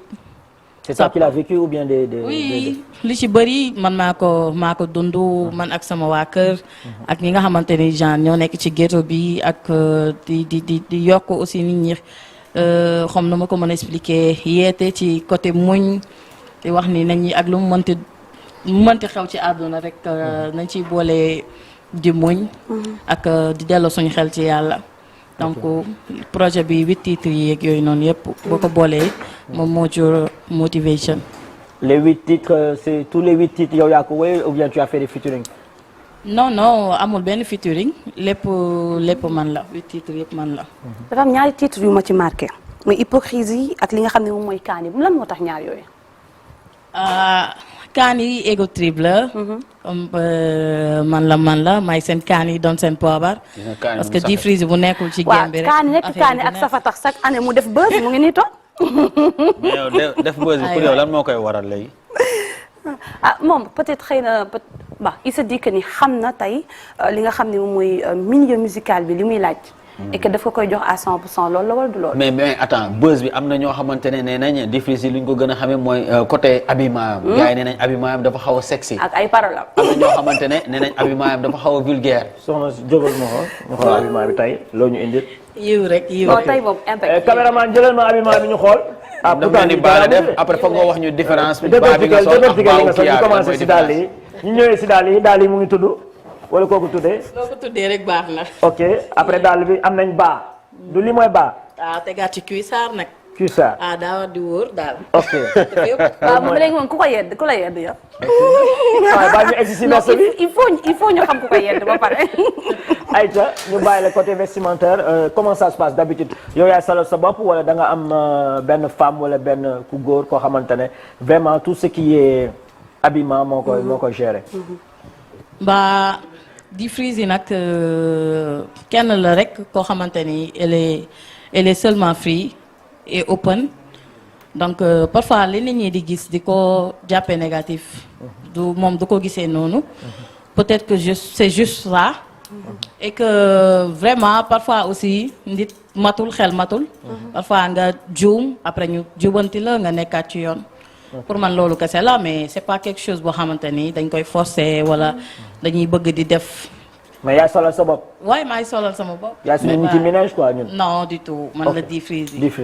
mais gars yi nee nañ au delà de sol yi sax léeg-léeg soo nekkee si kaw seen maanaam beneen yaa ngi si beneen monde quoi beneen vibes. mais daf ko laaj nag loolu daf ko laaj. beneen vibes ngay c'est normal je suis hip hop. et su ma nekkee concert c'est normal ma nekk. beneen xeetu nit. juste que parfois day dégamer doo mën a contrôler say émotion li ngay dégager parfois doo ko mën a contrôler c'est juste ça. mais nekkul affaire boo xamante ni. yaa koy tey nit ku nekk soo bëggee boo sañoon li ngay def pour mu nekk buzz wala bruit day nekk quelque chose de positif. loo xam ne day yeete wala muy yokkaate. mais du nekk quelque chose de négatif. clip bi foo ko tourné clip bu rafet bi nga xam ne moom lañu seetaan nii sànq. clip bi ancien aéroport bi lañ ko tourné ci biir. ok solo yi dafa nice. merci mais beaucoup Big Size lan nga bëgg wax foofu à travers Big Size quoi. dafa yi ngay wax Big Size ëmb na lu bëri ça parle ci jigéen ñi femme forte yi. ak fan ngay situer sa bopp.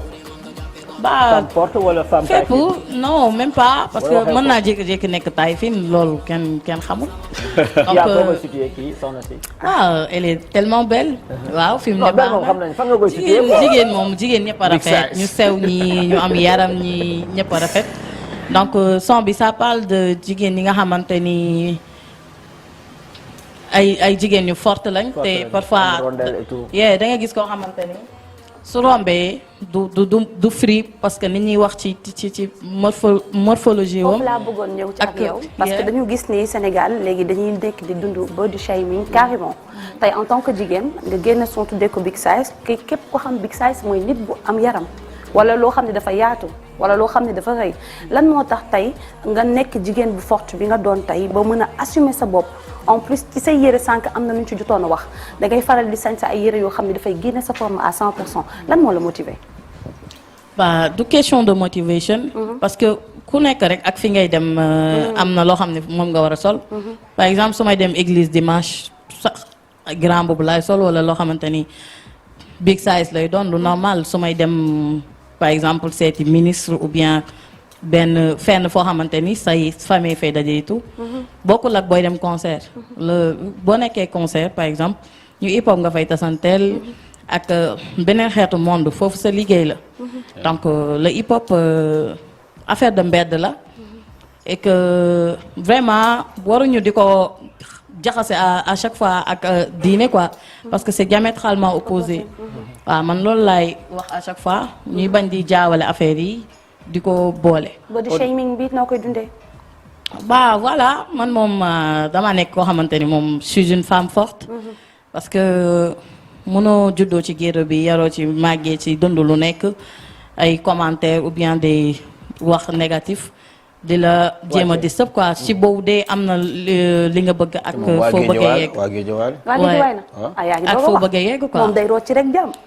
non du tout ñun waa Géejawaay dañoo classe dañoo civilisé dañoo xam lu baax waaw dañoo xam suñu bopp xam suñu valeur waaw fu ñu taxaw suñu morom bu fa taxawee ñu xam ne yéen la yee duñ ko may dara parce que dañoo yar ci dañoo am éducation dañoo yar dañoo am teggin te xam nañ fu ñu war a taxaw ak fu ñu warul taxaw loolu bëgguma di ko dégg que Géejawaay nga dëkk niñ la war a xoolee mooy da ngay firi ay jam. est-ce que du gars yi nekk di ko véhiculer moo ko génne ba nit ñi foog ni ñëpp ñoom ñoo yem mais pourtant sa réponse ça a été clair macha allah. waaw parce que bul ne Géejawaay parce que fépp la c'est partout. nit ki mën sa yaay ak sa papa mën nañ la jox éducation bu baax. après yow nga génn indi beneen ci ko boo xamante ni du yow. au plus tard yaa koy changer sa bopp wala nga bañ a màgg ci sa bopp nga continuer ko. di leen gën a motiver aussi parce que xam nga du image bu rafet. bu ñu nee Géejawaay rek. ñu ne jàmm wala ñu ne nang bu ñu nee Géejawaay dañoo war a ne. ñu mën a jàng lañ. ñu classe lañ ñu mën a xeeñ lu neex lañ ñu mën a indi des trucs positifs lañ. parlant de sa yaay ak sa pap ñoom ñoo la tuddee Difrizi wala Difrizi turu artiste la. Difrizi moom depuis bi may nekk xale la. ci genre ba ñuy nekk ci ay team am ay kermesse cathédrale ak say team yi nga doon bokk. boo tuddee Dre ñu tuddee la Dre o ay Fifi ay foofu la jógee. j'étais tellement Frizi dama free woon trop. ñu ma doon ma woowee di Frizi. foofu la jógee woon après bi ma commencé tout mu continuer tout. sa papa Seya ni nga tuddee. Elisa Marie Audrey laa tudd. Elisa ban paroisse nga bokk. Saint Abraham ak Sanc bu. yaa ngi reede maa dangay dem mees. non du tout damay dem mees. am na benn question mu ko bëggoon poser parce que dafa def benn album ak zéro featuring. moom kase moo ko géré. tey ñu gis ni milieu bi yaa Ngaaka Blindé yaa Dip whatever ñu bari ñu fi nekk lan moo tax choisir ci kenn pour def ak moom featuring. waaw comme ni ñu ko waxee rek. Ngaaka Blindé ñoo bokkoon benn centre fii ji hip hop la génnee. centre structure bu Fou Malade bi. foofu la jógee ñun ñëpp ay Aza Bes ay IS 814. donc loolu nekkul loo xamante ni lu mënul nekk la.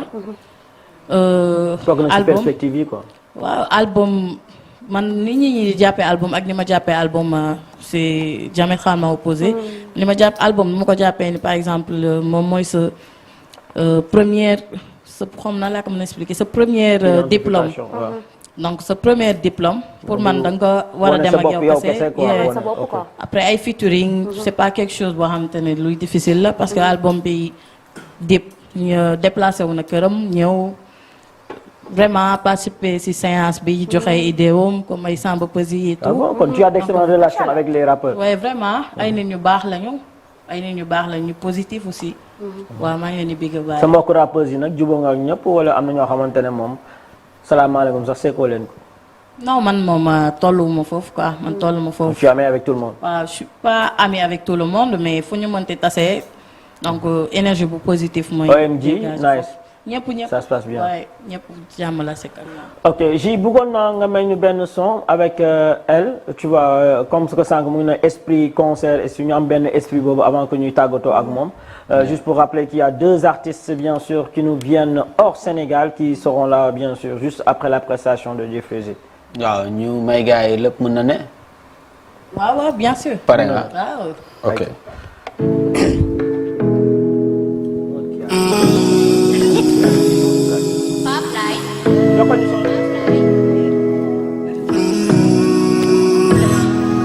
wax ma li ngay xaar ci man li ngay gis ci man li ngay bëgg li ngay bañ li ngay xool ci man wax ma li ngay xaar ci man li ngay gis ci man li ngay bëgg li ngay bañ li ngay xool ci man lépp mën na ne lépp mën na ne baby lépp mën na ne lépp mën na ne oh yaay sama life te def naa la sama wéel def ma sa wife bokk man ñi lay teg diil man ni ma gis sa jikko bu baax bi la saf jógo ndigg capitaine yaay sama dis boy may ki koy soof mu saf saaf soli et puis ci koom-koom man li ma gis ci kii teg naa ci moom di xaw du ma romb nature bu civilisé tax na ma baade bro te bëri nga bagage bëri tiital oh mais ça c'est trop ki yegsi bañu ma kidnappé dama bëgg nga yegg ni golo ci garab tëj na fi hey he's touch he's bàcc yaay sama kel ak bisaab liy metti yaa koy faj li ngay xaar ci man li ngay gis ci man li ngay bëgg li ngay bañ li ngay xool ci man wax ma li ngay xaar ci man li ngay gis ci man li ngay bëgg li ngay bañ li ngay xool ci man lépp mën na ne lépp mën na ne baby lépp mën na ne lépp mën na ne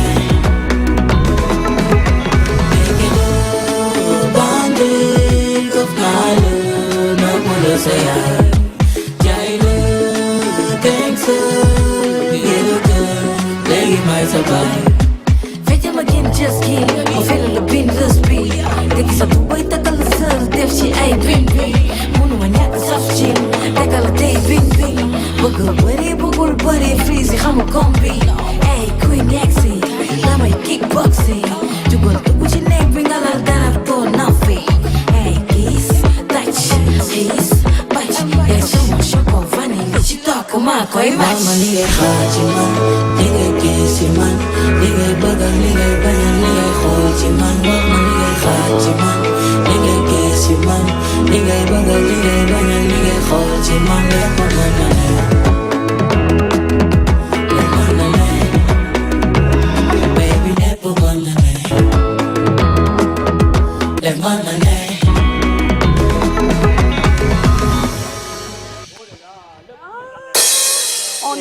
C'est magnifique, hein, Kia. En tout cas, man, j'ai l'envie de l'inviter spécialement à la radio, qu'on puisse avoir le temps, bien sûr, de décortiquer chaque son, ces 8 sons, one by one, nous teko, et puis permettre aussi aux auditeurs, nous de communier avec toi. Vraiment, il y a un plateau, du télé, radio, nous allons consommer affaire au niveau de la RFM tous les dimanches 19h29. D'accord. En plus, l'album est nice parce que les choses ce sont des sons qui ont beaucoup de glow, tu as envie de danser, tu as envie d'écouter, et ça, c'est vraiment super, machallah. Nous avons carrière parce que talent de métier. Amen, amen, amen, ça fait plaisir. Alors, quelles sont les perspectives avec cet album? Quelles sont les perspectives que tu as? On est à quelques jours du Ramadan, quelques jours du Carême. Juste après le Carême, après le Ramadan, dans suivre communication bi, album bi. Quels sont les projets de diffuser? waaw balaa maa dugg foofu noonu yëpp damay remercier ñi nga xamante ni ñoo job album bi muy Pablay Beat ñoom King Beat. Pablay man suñu réalisateur wala.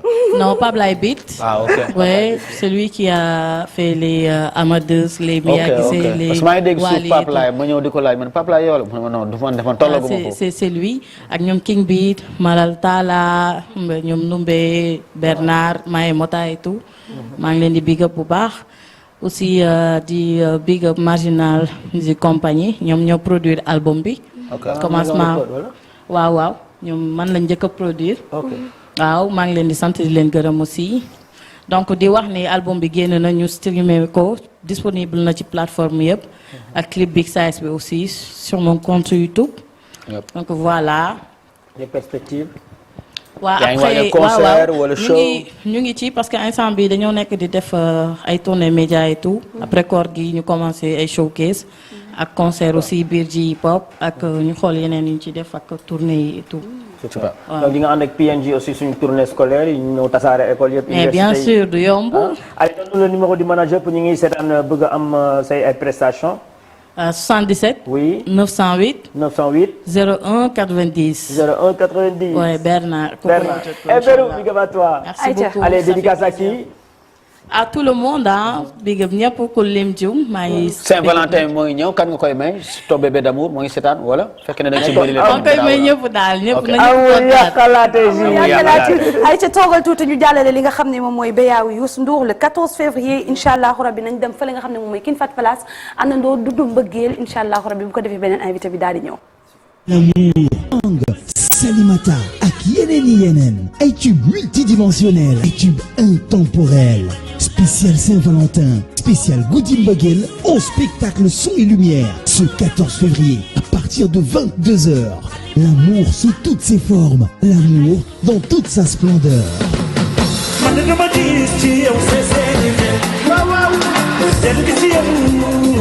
Entrée unique 25 000 francs, couple 50 000 francs. Infoline et réservation au 33 869 91 85 76 673 20 20 77 627 41 41.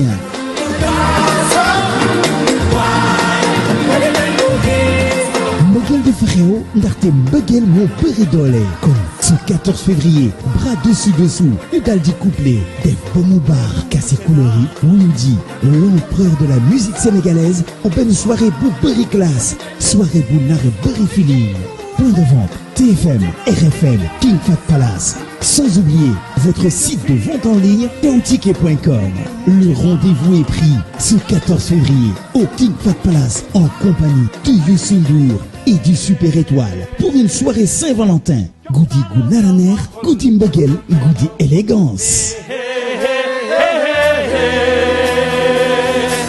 Je t'ai mis dans mon cœur,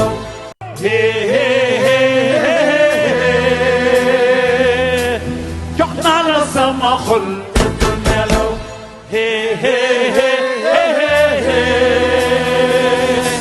je t'ai mis dans mon cœur nelaw. Cher ami mélomane, Réo Amatina. Waouh! Après un grand bal qui restera dans les annales de la musique sénégalaise, le roi du ballard, je veux nommer Youssou N'Dour et les Super Étoiles vous donnent rendez-vous pour une ambiance 100% love ce 14 février 2026 au King Fat Palace. Anony Fekouloum, le grand bal, Goody Mbeuguel Bogo, yéen a ko moom. Ce 14 février ku nekk ak sa waay ñu daal di fàttaliku ay tube yu daw yaram El Phénoméno, c'est l'amour. ayca mu ngi noonu nee naa leen le 14 février ñu ànd ak Youssou Madjiguène Ndour dar si leen ngeen ñëw cosaan ticket yaa ngi disponible c'est à partir de 25 000 bu dee kii couple la mu nekk li nga xam ne moom mooy 50 000 xam naa ne da ngay ànd ak sama jabar ji rek ngeen ànd dem célibataire bi moom ñu ñëw ñu ànd amul benn problème maag moom a yem ñoo yem benn cas ayca 14 février ça se fête journée de l'amour ou bien nuit de l'amour ak Youssou Madjiguène Ndour inchallah rabbi en prix. mais wan ma si ticket yow il faut ñu wan. les tickets sont là mais est-ce que am nga 5C très rouge chic. ok. Pape, waneel gars yi ticket bi mu ngi nii les tickets à 25 000 pour la soirée de Youssou N'Dour ce samedi 14 février au niveau du King Fat Palace à ne pas rater bien sûr. C'est du lourd hein. Venez entre amoureux, venez free, entre célibataires, ça dépend hein. En tout cas su ngeen nekkee célibataire su ngeen ñëwee di ngeen ko fa fekk. N'est-ce pas. lépp moom dina leer. waaw bu non bu ne garaaw moo tax ñu def 25 000. 25 waaw ñun déedéet nañu ñoo toppatoo de. ayca dress code bi c'est rouge noir. Et on s'habille comme ça inchallah daal di dem. Tu as le bonjour de bébé Grâce hein. Nee na elle est contente de toi. Allez bisous mon amour mes deux bébés. Voilà. Et Denise. Je vous dis bisous. Puis il y a un ami qui s'appelle Badou du team Kennedy qui fête son anniversaire. De passage, joyeux anniversaire à lui, tout team Kennedy qui regarde l'émission. Badou, ça c'est notre footballeur, hein, borom pied gauche magique bi, en même temps professeur d'Ecofam. Joyeux anniversaire, happy birthday, le Badou. frère de Babacar Apayage. Voilà, c'est ça. Ok. Alors sur ce, on a deux grosses pointures. L'un se nomme Skarten et l'autre se nomme Lil Sako, bien sûr, au milieu, à gauche, à droite, bien sûr, de toi, Kia. Donc, on va te présenter ces deux grosses pointures qui ont accepté l'invitation des jumeaux PNG, une première ici sur notre plateau. Déjà, nous, ça nous fait plaisir. Donc, on va passer le micro à Skarten qui va nous dire un petit bonjour et puis saluer les téléspectateurs de la TF. Bonjour à tous et merci de me recevoir aujourd'hui ici. Je suis très content de pouvoir passer sur votre plateau. J'ai fait un long voyage. Et Vous venez d'où? De Côte d'Ivoire, d'Abidjan. Côte d'Ivoire. Oui. Nos amis ivoiriens. Oui, c'est ça. Yeah. Vos frères, Ouais, pas amis, vos frères. Alors, vous êtes, Enfin, nos frères. vous êtes ivoirien ou bien pourquoi Je suis d'origine libanaise, mais j'ai la nationalité ivoirienne. Je suis en Côte d'Ivoire depuis la naissance. Depuis la naissance. Oui, Wow, voilà. Ah, il faut parler comme les Ivoiriens donc. Tu veux que je parle comme les Ivoiriens, quoi. Ça n'a qu'à sortir. Bah quoi. oui, on va sortir. Ok, ça a sorti. Ok, et votre nom, comme ça, Kia va savoir comment vous appelez. Skarten. S-K-A-R-T-E. C'est un nom d'artiste ou bien c'est votre vrai nom? Non, c'est mon nom d'artiste. Ok. Mais c'est pas parce que nan lañ la tuddee. Tu comprends Wolof? Non, je comprends pas Wolof. Faut pas me mélanger. Il vous demande, votre papa et votre maman, ils vous ont appelé comment? Ali. Ali. Ouais. Ali. Ouais. De Ali à Scarter, c'est à péage à l'aéroport. Alors d'où vient le Scarten? Scarten, en fait, c'est des initiales qui sont chères pour moi. Oui. Ça, c'est un peu personnel. Okay. Mais il y a une deuxième signification. Scar en anglais, c'est cicatrice. Et Ten, c'est numéro 10. Et on sait que quand on a une cicatrice, elle reste pour toujours. Une cicatrice, ça part plus. Donc je suis un 10 pour toujours. Allez, le numéro 10. On a failli se rencontrer, hein, les demi-finales, Sénégal-Côte d'Ivoire, mais malheureusement, on vous a éliminé encore. Non, mais sincèrement, juste sincèrement, après la Côte d'Ivoire, moi je supportais le Sénégal, donc je suis aussi content parce que le peuple sénégalais est dans mon cœur et le pays aussi. Mais il y a une chose qu'il faut revoir, il fait trop froid chez vous. La Côte d'Ivoire, il fait chaud tout le temps. Oui, mais ici il fait trop froid. J'ai la voix cassée. Ok, donc on va passer le micro à Lil Sako. Lil Sako, qui va se présenter. Zapata. On a beaucoup aimé la chanson là. Voilà. Bonjour, ça fait plaisir d'être là. Moi, c'est pas ma première ni ma 5e passage du Sénégal. J'ai souvent passé ici, j'ai fait des hip-hop awards ici, avec les Awadi, avec les Daradi Family, les Pakoti, ça fait longtemps. Je viens ici. C'est chez toi là, ici c'est chez toi. Ici c'est chez moi. Et tu viens d'où toi? Moi je viens de la Guinée. Ok. Je viens de la Guinée, c'est à côté là. J'ai fait même pas 1 heure de vol et tout, ça fait vite fait. La Guinée et le Sénégal, c'est la même chose. Ah oui, c'est la même chose. Oui. Big up, je suis vraiment content d'être avec vous, les jumeaux. Dès que j'ai vu le truc, j'ai dit, mais il faut... Là, l'émission, là, j'ai jamais assisté, donc c'est un réel plaisir d'être là ce matin. Et il y a les 14 régions du Sénégal qui sont en train de vous suivre, de suivre la Côte d'Ivoire, de suivre la Guinée. Aujourd'hui, vous représentez la Guinée, lui, il représente la Côte d'Ivoire. Donc pour nous aussi, animateurs sénégalais, ça nous fait plaisir de voir ces diversités-là. Bon, laisse-moi te dire, la Guinée suit, hein, parce que j'ai partagé sur mes réseaux sociaux, donc la Guinée est là. Super. Big up tout le monde. Allez, big up la Guinée. Allez, avec la complicité de nos réalisateurs, réalisatrices qui sont là. Ouais. Donc on va commencer par Carton. Ouais. Carton, voilà. Donc qui a sorti le clip. Télé. C'est ça. On va regarder ça. Si c'est bon, sur la complicité de nos réalisateurs, bien sûr. Voilà. Papa, let's go. Télé.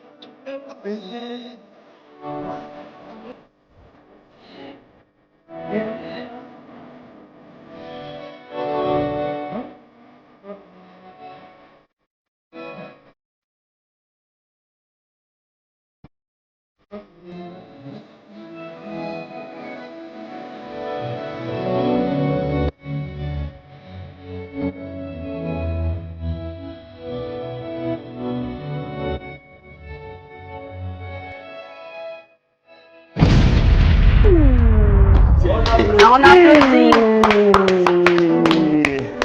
Alors, J, tu peux passer le micro à notre ami, comme ça on va lui demander comment il trouve Lil Sako. Lil Sako.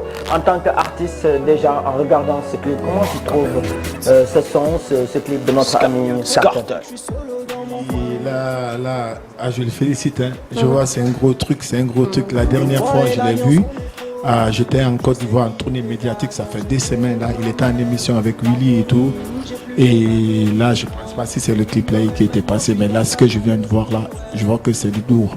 J'ai du lourd et c'est une chance pour moi de le connaître. Tu vois, et big love et big force à toi. Je pense que c'est la persévérance.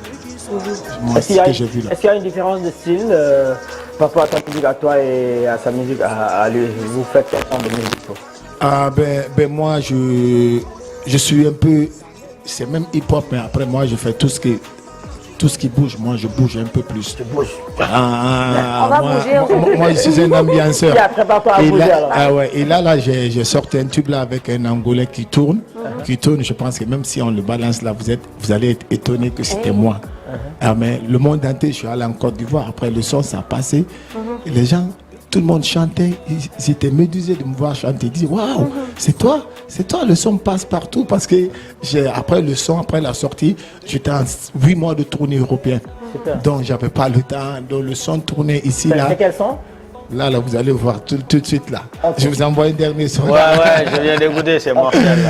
Alors, avant cela, est-ce qu'on peut regarder aussi le clip de Lil? De ce fait, on va regarder les deux clips et puis juste après on revient avec Pape, si c'est bon. Hein? Ouais, donc on regarde juste les clips de Lil.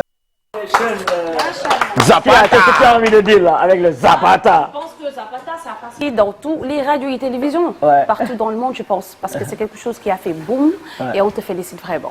Machallah. Ouais. Scarton, prenez le micro s'il vous plaît, comme tout à l'heure aussi. Comment vous trouvez le son de notre ami Lil Sako? Zapata. Je trouve que c'est un son très lourd, bravo. Déjà, tu chantes très bien. Et puis le choix de la prod est magnifique. Et puis tu danses bien aussi. Hein. Après l'émission, tu vas me montrer quelques moves. Et Ivalien comme toi, tu sais pas danser. Showcase, on est en train de voir avec l'équipe. Et d'ailleurs hier j'ai eu un trophée ici, le Baobab d'or. Ah bon? Oui. Ah super. Il fallait amener ça, nous amener ça. On allait prendre des photos avec. N'est-ce pas? Voilà, donc merci. Donc c'est vrai que ça fait quelques années que je chante, mais disons c'est maintenant que le film va commencer. Et votre choix au Sénégal, le pourquoi? Aujourd'hui, on le voit à Dakar. Comme je disais, en fait, je suis déjà venu chanter des premières parties ici, faire des prestations. Et même ce soir, j'ai une prestation. Donc, et comme je disais tout à l'heure, j'aime beaucoup le Sénégal. Et le concert, après la Côte d'Ivoire, parce que je reste ivoirien. Mais j'aime beaucoup le Sénégal. Ce soir? Oui. Ce soir, c'est où? C'est au festival Picking Up. Festival Picking. C'est là. Bon, ouais, Picking Up, il y a un problème. Festival Picking Up. Picking Up ou bien Picking? Picking Up. Le festival s'appelle Picking Up, mais c'est à Pikine Ikotaf. Pikine Ikotaf. Ouais. Le festival s'appelle Picking Up. En plein air. Oui, c'est bien, machallah. Super. Yeah. Je pense que Lil Sako aussi, vous avez un programme ce soir? Ouais. Et vous jouez où, Lil? Et ça va se passer où ça exactement ce soir? L'événement de ce soir. À la base, je suis à Dakar pour la finale de Miss TikTok Afrique. Okay. Miss TikTok Afrique, c'est oui, c'est la 3e édition. Oui. Et cette année, ça se passe ici, au Sénégal. Oui, ils ont fait le truc au Salut, on appelle ça. Oui, il y a même Lily qui participe aussi. Oui. Lily, elle participe, c'est une Sénégalaise. Rendez-vous ce soir au 6S pour la finale de Miss TikTok Afrique. Et toi, tu es là pour combien de jours? Quelque temps ici ou bien tu es là? Oui, je suis rentré hier soir, je retourne lundi normalement parce que actuellement je suis directeur d'un festival aussi. Et le t-shirt que je porte à Coléa Festival. Mettez-vous debout comme ça, Pape va nous montrer le t-shirt. Oui. Qu'est-ce qu'on a écrit? Coléa Festival. Mais il fallait amener pour les PNJ aussi. Mais je vous assure que j'ai un bon contact avec vous et je vois la vibe, ça passe bien et tout. C'est la new generation, you know. Donc le plus important c'est le feeling. You know. Donc on va rester en contact pour la vie. On ne sait pas si après le jour du festival, après les jumeaux peuvent venir. rester, on ne sait jamais, parce que c'est à côté. C'est en Guinée. Donc, ça sera pour une première, nous, de venir là-bas. Ouais. Là, vous allez voir, c'est pas le même vibe, c'est. Mais les Guinéens, ils sont célibataires. Il est célibataire? Vous pouvez mettre debout, et puis après, on va continuer à parler parce que j'ai écouté un tout petit peu ce morceau. J'ai l'habitude de le mettre en boîte. Voilà, donc on va écouter ça ensemble. Et voilà, tu as beaucoup mis ça en boîte sans savoir que c'est un frère à toi. Ah ouais. Adja Abdourahmane, si je te réveille,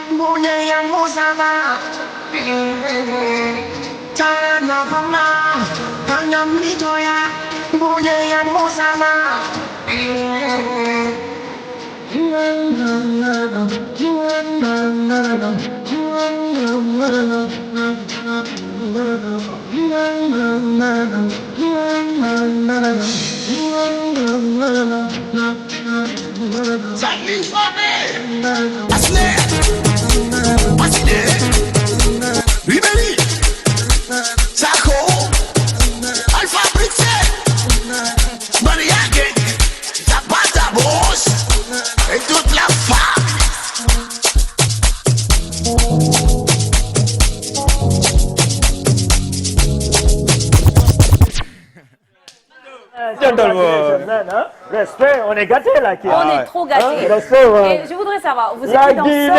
La Guinée.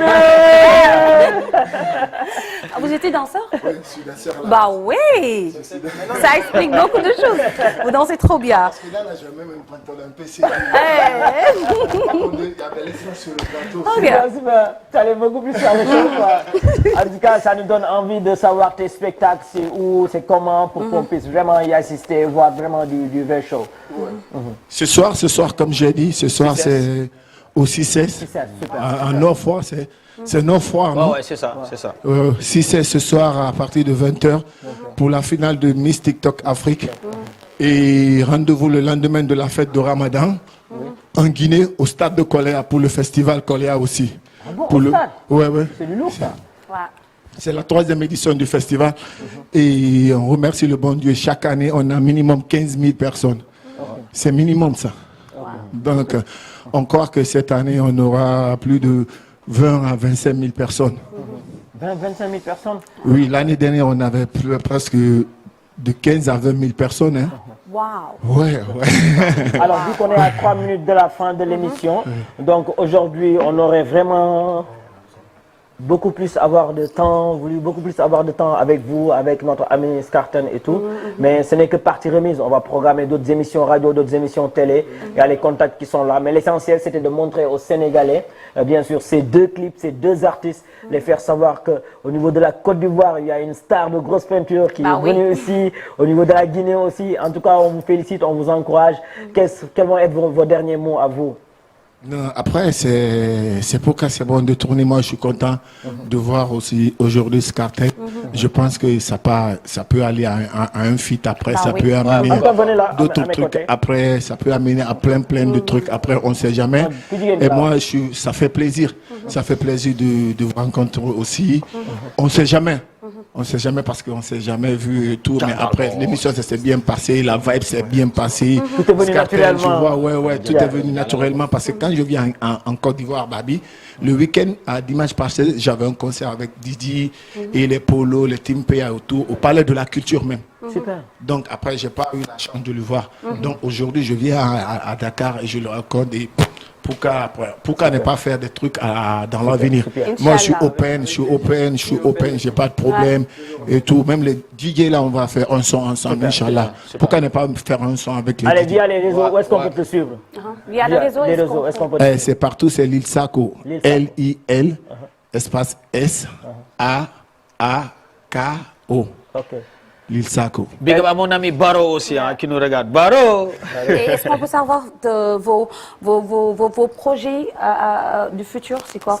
Oui, pareil, ce que je disais tout à l'heure, c'est bientôt un EP ou un album, et puis le premier concert au Showcase.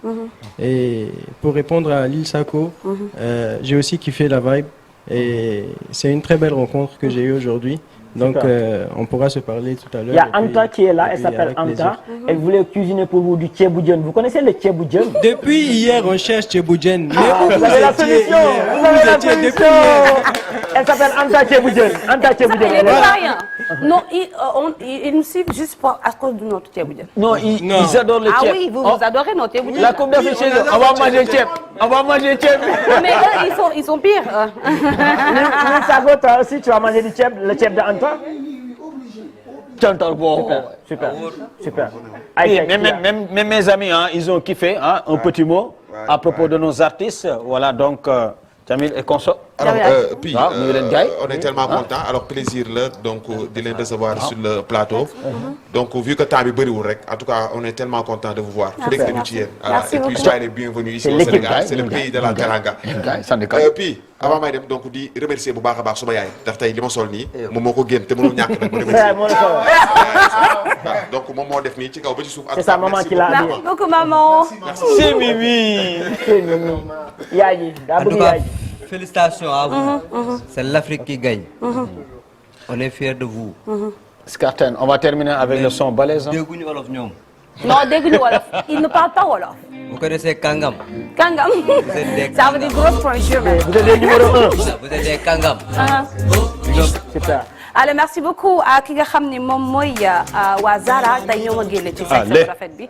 Merci beaucoup boutique Zara tey ñoo ma génne fii aussi happy birthday to you à ki nga xam ne moom mooy Soxna Adji Karim ñu ngi lay souhaiter un joyeux anniversaire nga dund at yu bari bari yàlla defal la teraanga àddina ak balaaxira balaa déwén yàlla may la borom kër bu baax a baax et est-ce que duma ko jox sax sama célibataire bi ne ci côté bi yàlla baax de toute façon ñu ngi nekk on est à la recherche pour ba am jabar il faut qu'il trouve une femme quand même c'est normal et on est vraiment gentil de vous avoir sur ce plateau et moi je vois Davido ici, je vois les trucs d'international et là. Bah oui, c'est normal, ils sont là, et Bouba est là, Davido est là. La Guinée, vous avez un problème. Et aussi la Côte d'Ivoire. Lui là, on va le voir loin, Inch'Allah. Alors merci beaucoup, les gars. Un petit coucou à l'école Saint-Pierre Baobab, bien sûr, ici. Ils sont en kermesse, l'école de Bébé Grâce, de 13h jusqu'à 18h. PNJ, ils seront là-bas. On invite tous les enfants, les pères de famille, amenez vos enfants au niveau de Saint-Pierre de Baobab à Sacré-Cœur. Joyeux anniversaire à Abdou Salam Fall de la part de sa fille Khadija. On va terminer avec ce morceau de balèze de Skarten. Voilà, on va mettre l'ambiance. Yeah. Let's go. Balèze. Abdurrahmani. Let's go.